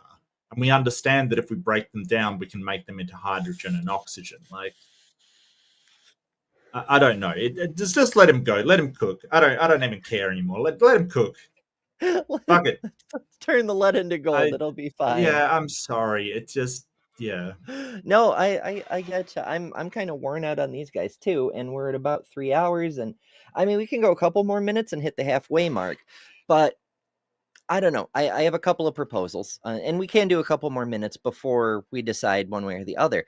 But I don't know if you want to do a part 2 or if you want to have the audience vote on whether we do a part 2. Oh, I'm easy. I don't mind at all. I don't mind at all. Okay. I mean, this is frustrating, but we are having a lot of fun with the unrelated stuff around it. Okay, we'll let him go a little bit longer till we get to whatever the fuck the halfway point is. Let's see. 137 would be 45, 46, 47 minutes. Yeah, about ish, somewhere around there. 7:30 or so, yeah. Yeah. Okay. We'll find a stopping point somewhere in that vicinity. At tea. So it's not that the water itself is both potential and actual at tea. It's these, you might see these constituents of the water, either physical or metaphysical, which need to be actualized at tea. And that's how the argument proceeds. Right. So then we come back to the kind of thing I said before. I don't believe in any of the kinds of metaphysical composition, but we'll talk about that in a minute. And it seems to me that making the plausible assumption that the physical composition bottoms out in physical simples, we just make the point about simples. There's now no question about composition, right? There's no if you've got simples, there's no worry about composition. And so we just apply the point to them, right? They have the potential to go on existing at later times. And we're back to the claim about this being rock bottom. The way that I see it, what this throws all of the future discussion, the weight of the future discussion is now on the questions about metaphysical composition. I don't know, maybe you don't agree with that. Maybe you still want to push the point in connection with physical composition. Yeah. Well, let me try to push the point in terms of physical composition just a little bit further. So you just said, well, your answer to what I just said would be just to appeal to an alternative metaphysics, and that would be sufficient to do the job. And I guess this is where a variation on the point that we were addressing 5 or 10 minutes ago would come in. So you say, well, if we just take everything down to the physical simples and put aside all this Thomistic and Aristotelian stuff about essence and existence and form and matter and so forth. Now, of course, the Aristotelian would say, I missed something there. What was that? Well, he said, like you just want to take things down to the physical level and put aside all of the Aristotelian and Ptolemaic stuff. And Dr. Graham was like, yeah, I would like to, because it's like, what evidence do we have that these things are actually essences are actually real? But that's the thing. I can show you atoms. I can show you, studies on quantum particles. You've got to be able to show these things, and you can't.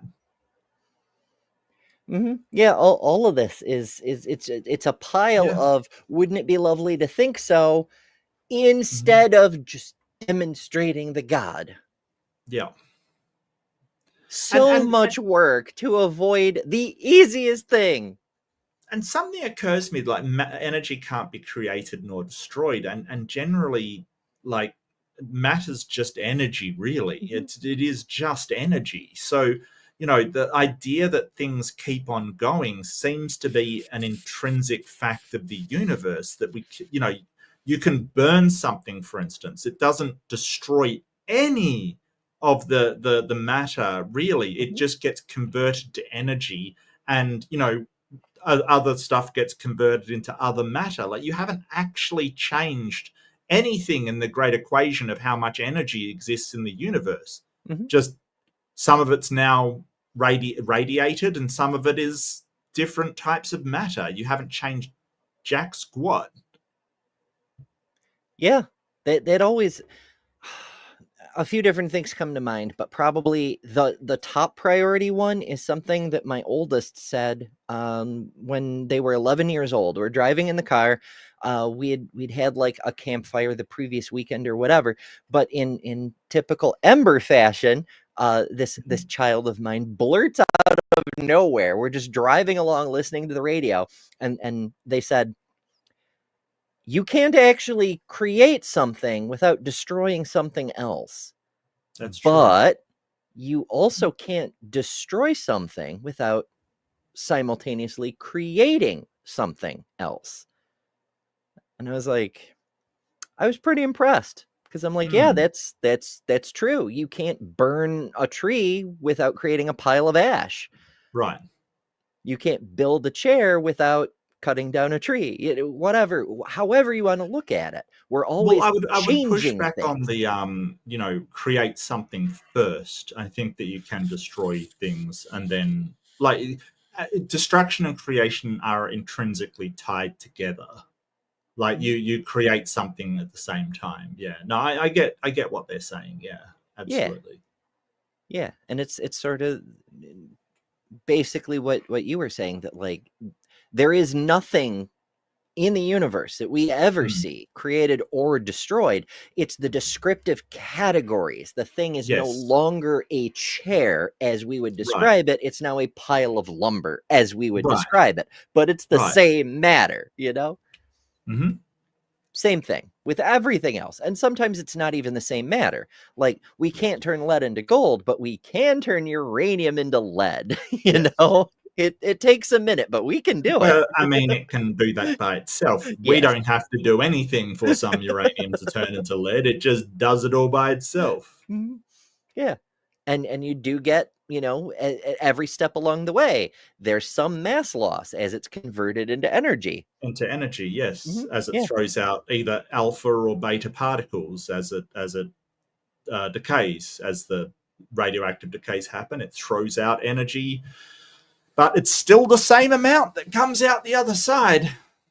Yeah, when you total it all up, it's pretty. It's actually pretty fucking remarkable. It's like, now that we know that's true, it seems really, really obvious. Like, duh, it's like any other kind of math. When you add up all the pluses and minuses, you should get the correct balance on the other side. Mhm. It's fine. But before we knew that for sure, like, people were going, right, but friction's the thing. We should expect to be losing some of the energy somewhere, So it's pretty neat. Yeah. Yeah. Hello, Faran. Good to see you. It's been a minute. Yes, paintings, of course, always paint themselves. They're completely self-generated. The one thing in nature that just occurs spontaneously. And Alex, but we can speed up the process with a pretty mushroom cloud as a side effect. Sure can. Yeah. We were Actually, very I was- clever apes.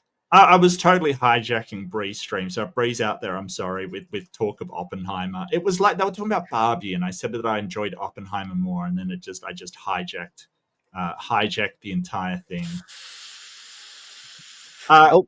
We have to start over.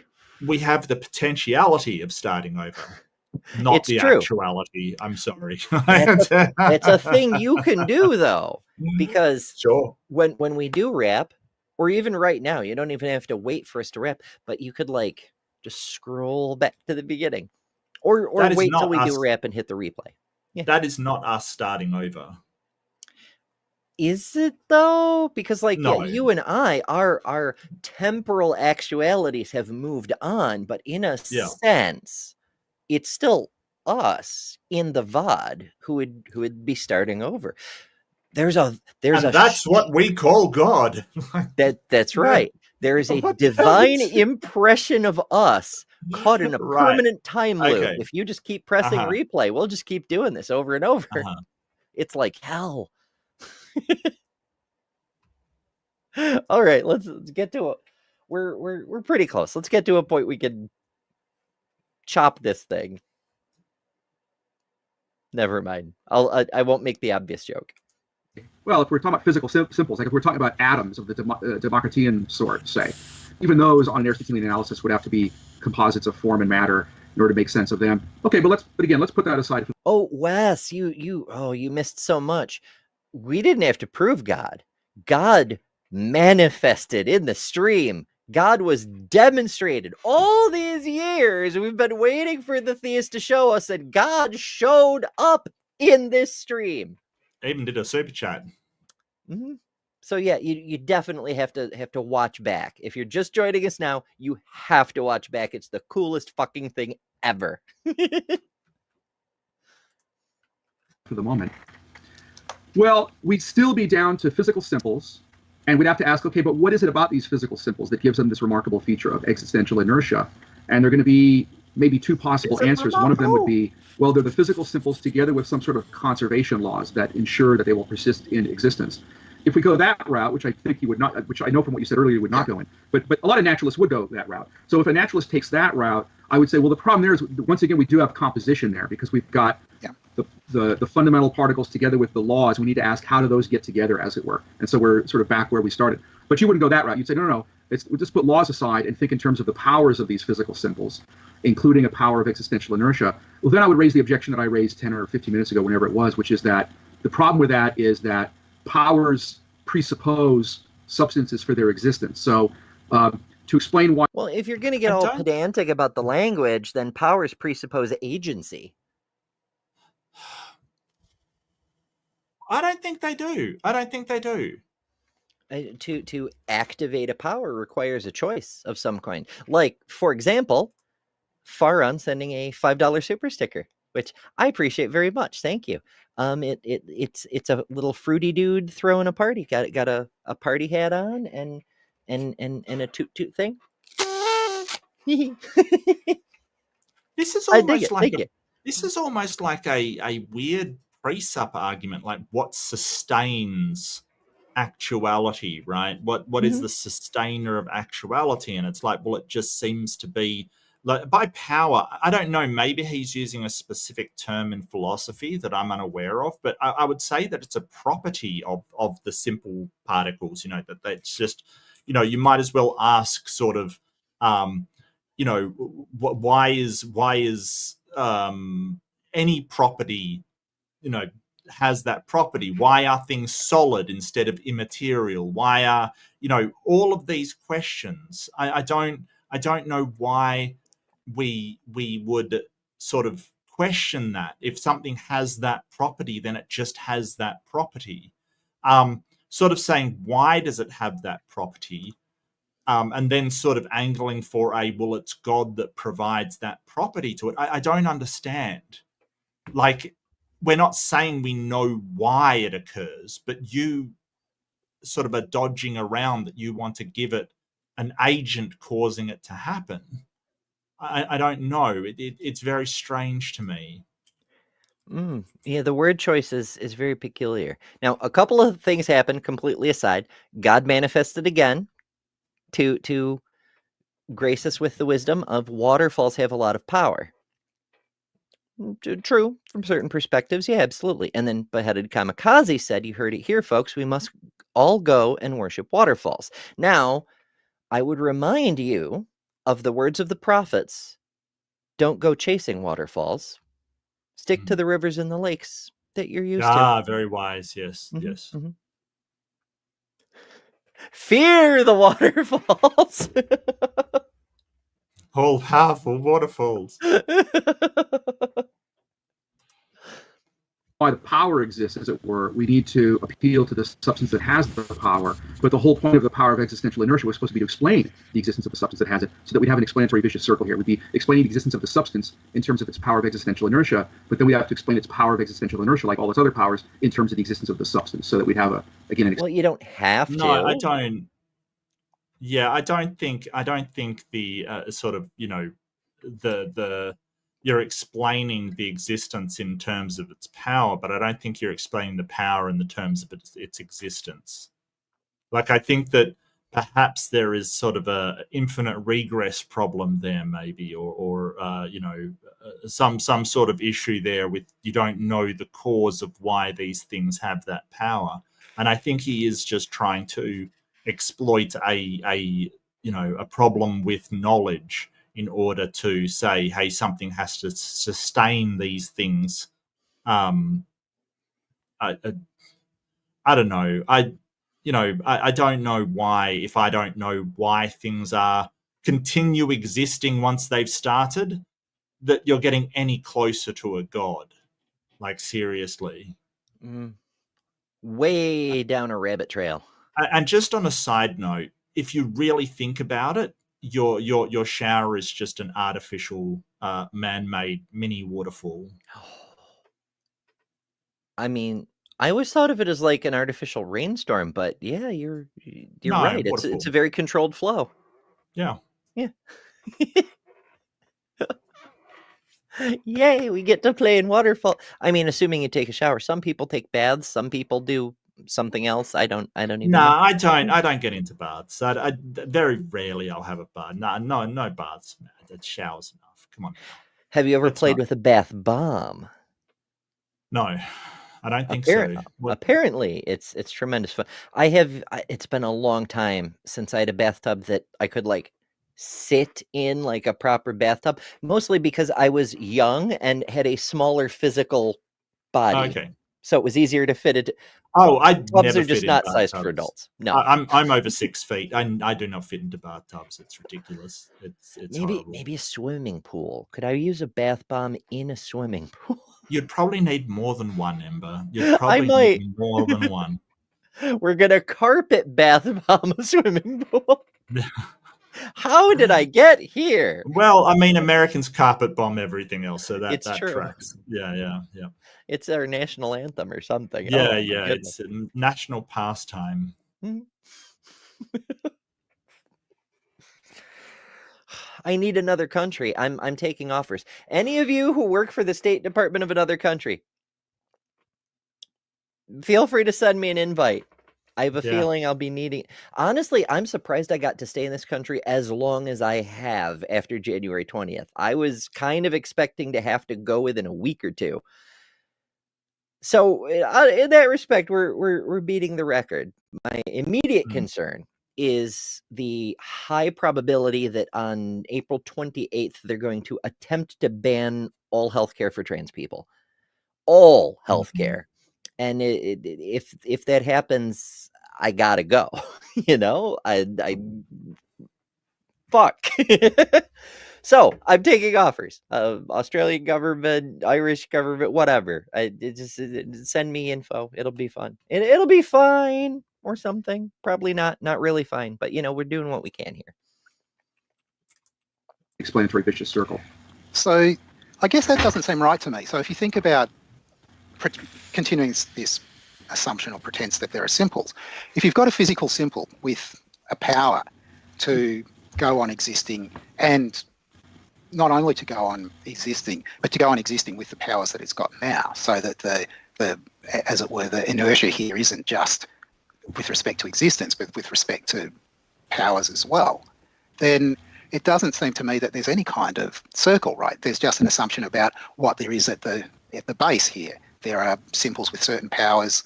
Those powers include powers to exist with those powers at later times. That's what gets carried over.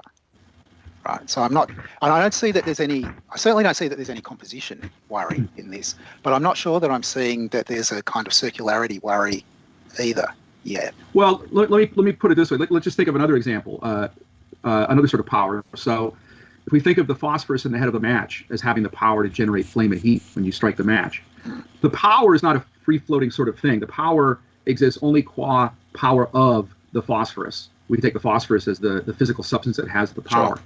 So in that way, a power is metaphysically parasitic on the substance that has it. But if that's true of the power to cause flame and heat, which the phosphorus has, it would also have to be true of the phosphorus's purported power of existential inertia. The power of existential inertia would presuppose the substance. But then we're back to this explanatory vicious circle in that the power of existential inertia, like any other power, presupposes the existence of the substance. And so if we say, well, the power exists. I don't think that's circular, though. Yeah, I don't think that's circular. That's a simple dependency. Hmm. It's, you know, if then.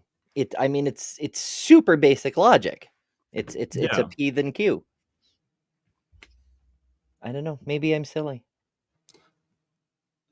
But I think he's sort of saying the power of existential inertia is dependent upon the thing existing, but the thing existing in the future is dependent on the power of existential inertia. But we're not talking about the thing in the future. We're only talking about the thing as it is. So it isn't dependent on its existential inertia to exist right then. So I don't think it's circular because it doesn't rely on its current state, whereas the current state does rely on existential inertia. No, it doesn't rely on existential inertia. Relies on the thing existing right now. I think he sort of missed that. He's sort of projecting into the future, which I don't think is entirely accurate. I think that's what Graham Oppy's talking about, where he doesn't see the circularity. It's possible, or you may mean something else. Maybe. The substance underlies it, but the substance that underlies it exists only because it has this power. Then we're in this metaphysical circle at the bottom level of physical reality. And we need to break out of it in order to avoid the problem. Well, perhaps partly anticipating things that we're going to say later, I wouldn't want to say that the powers exist. Things have powers, right? Powers are not a kind of existence. Existent, however. Same as descriptions. Like, in order to apply a descriptor to a thing, you need the thing. but Right. the descriptor doesn't have an independent existence. Like you can't Right. say, I have a red, therefore chair. It's I Yeah. have a chair and the chair happens to be red. It's very peculiar.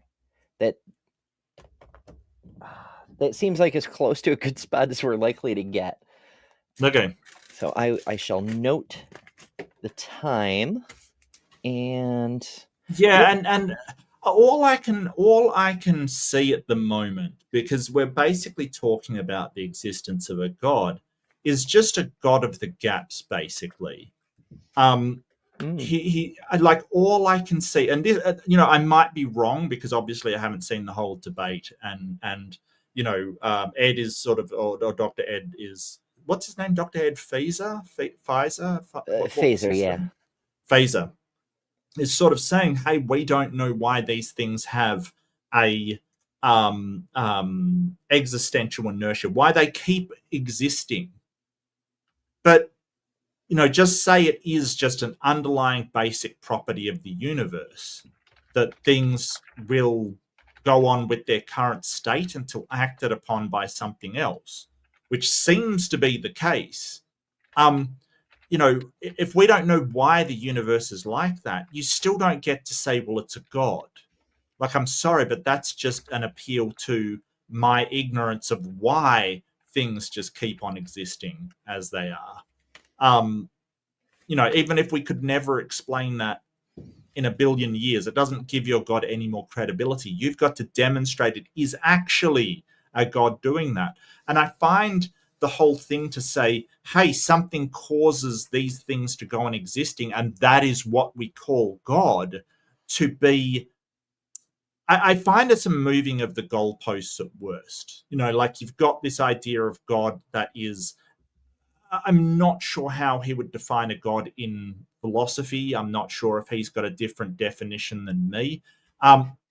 Any definition that I could sort of point at would have it as an agent, a thinking being, something capable of making decisions or making some kind of choice in the world.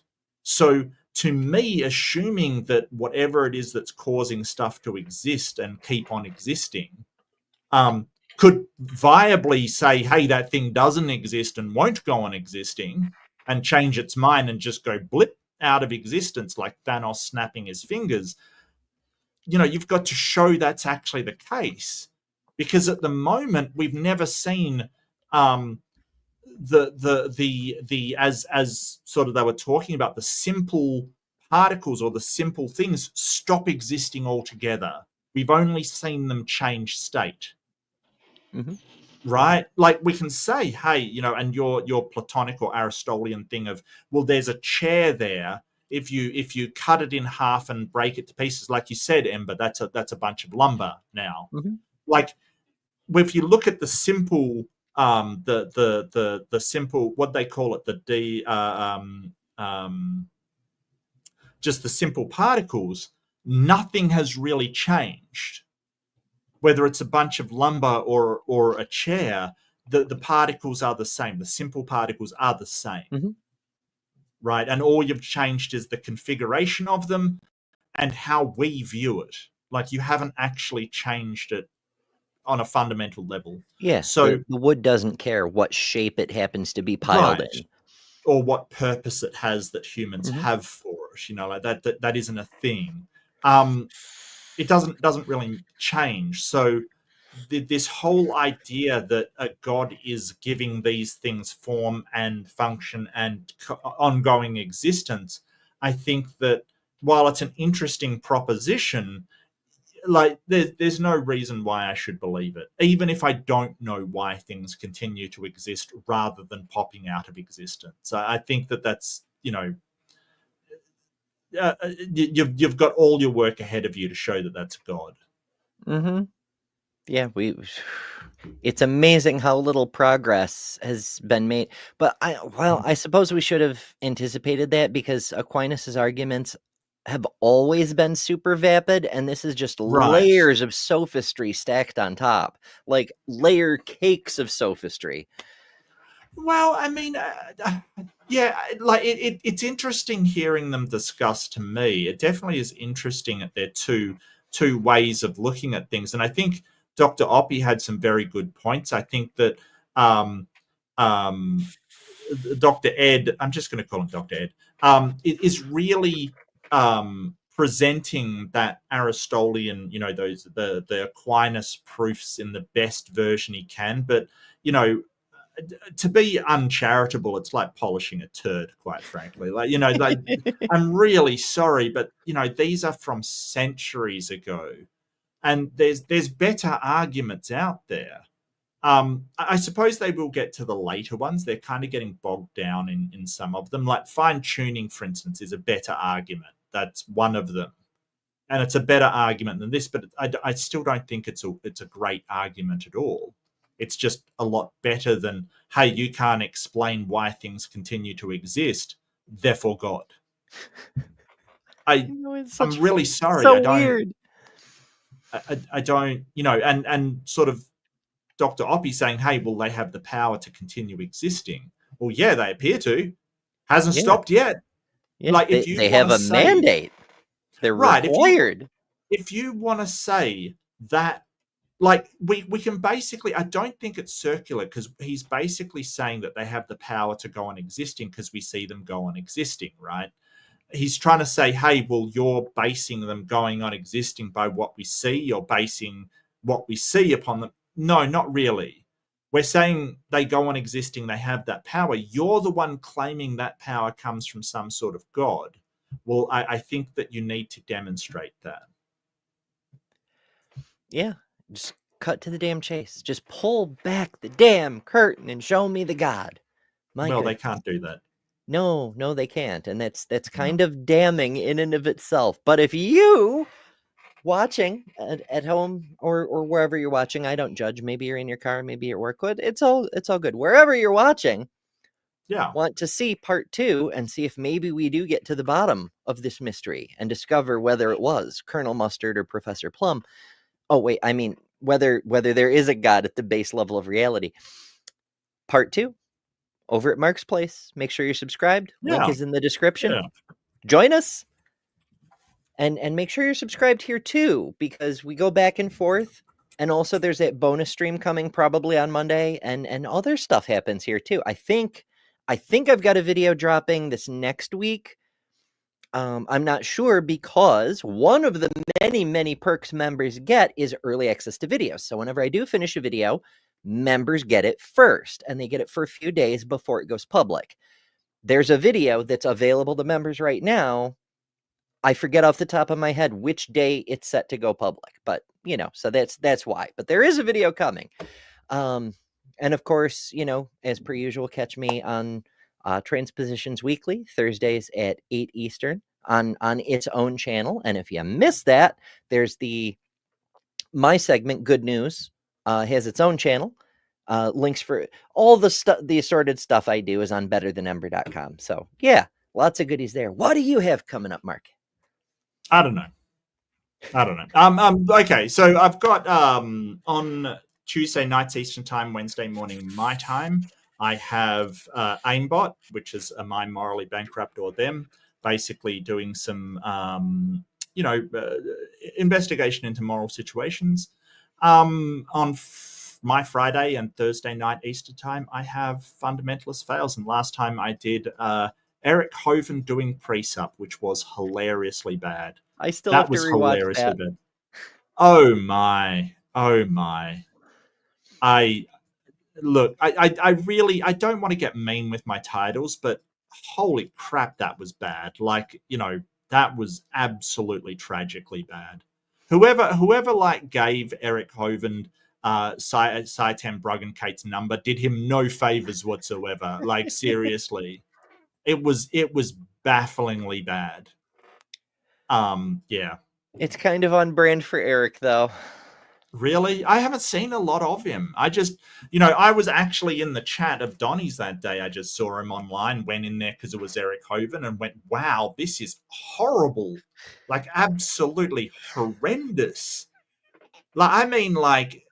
Ears bleeding kind of, you have totally screwed that pooch, sir. That's terrible. Yeah. He's trying to develop his own voice because he's been just echoing his dad's lines for so many years, and people have been picking on him about it. So he's tried a few different things. Of all people you go to, well, I mean, he's gone through the even lower. Oh, really? Like, he started with the Kent Hovind shtick. Of course. He tried to do Ray Comfort for a little while. He made like a Grand Canyon movie that I think we reviewed it on this channel. And like halfway through, he stops talking about the Grand Canyon at all and just starts talking to people like, well, wouldn't you agree that every painting needs a painter? And they'd go, sure. And he'd say, therefore God. It's like, dude, you can't even Ray Comfort, right? Right. Oh, well, and his movie career. Well, the problem with copying somebody else for their style is you never end up, like, you'll end up at a second-rate Ray Comfort instead of a first-rate yourself. You know, like, I get that. Just if you copy Saitem Broggencate, you're not even going to be as good as him, and that's tragic, and that could explain a lot. You know, yowzers. Yowzers. I know. I kind of feel bad for Eric, but in order to stop people mocking me, I'm going to copy Saitem Broggencate. That's your chain of logic. Okay. Honestly, if I were Eric, I'd just fucking retire. I mean, 2 years ago, the last time I looked, he had $14 million in the bank. You're good, fam. Just hang it up. Just enjoy your time with your family. His daughter got married a couple of years ago, his oldest. You know he's going to have grandkids soon. Mm-hmm. Just live your damn life. Just enjoy your life. Yeah. That's just, but he's that's not just doing it. But he's not doing it for the money. No, he is not. Yeah. The most recent encounter I had with him was an indirect one.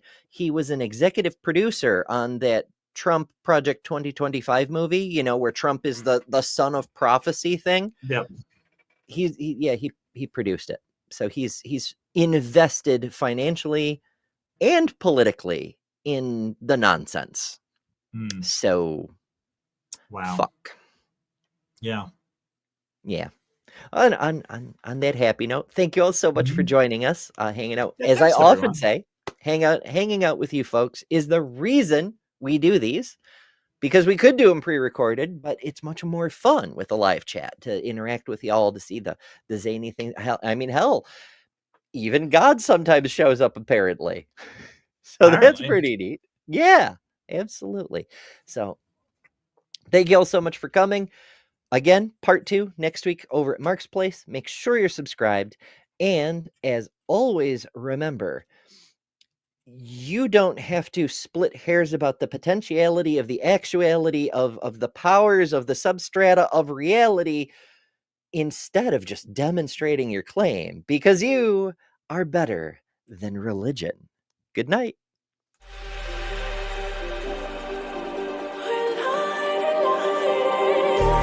Just like a spark that's breaking out.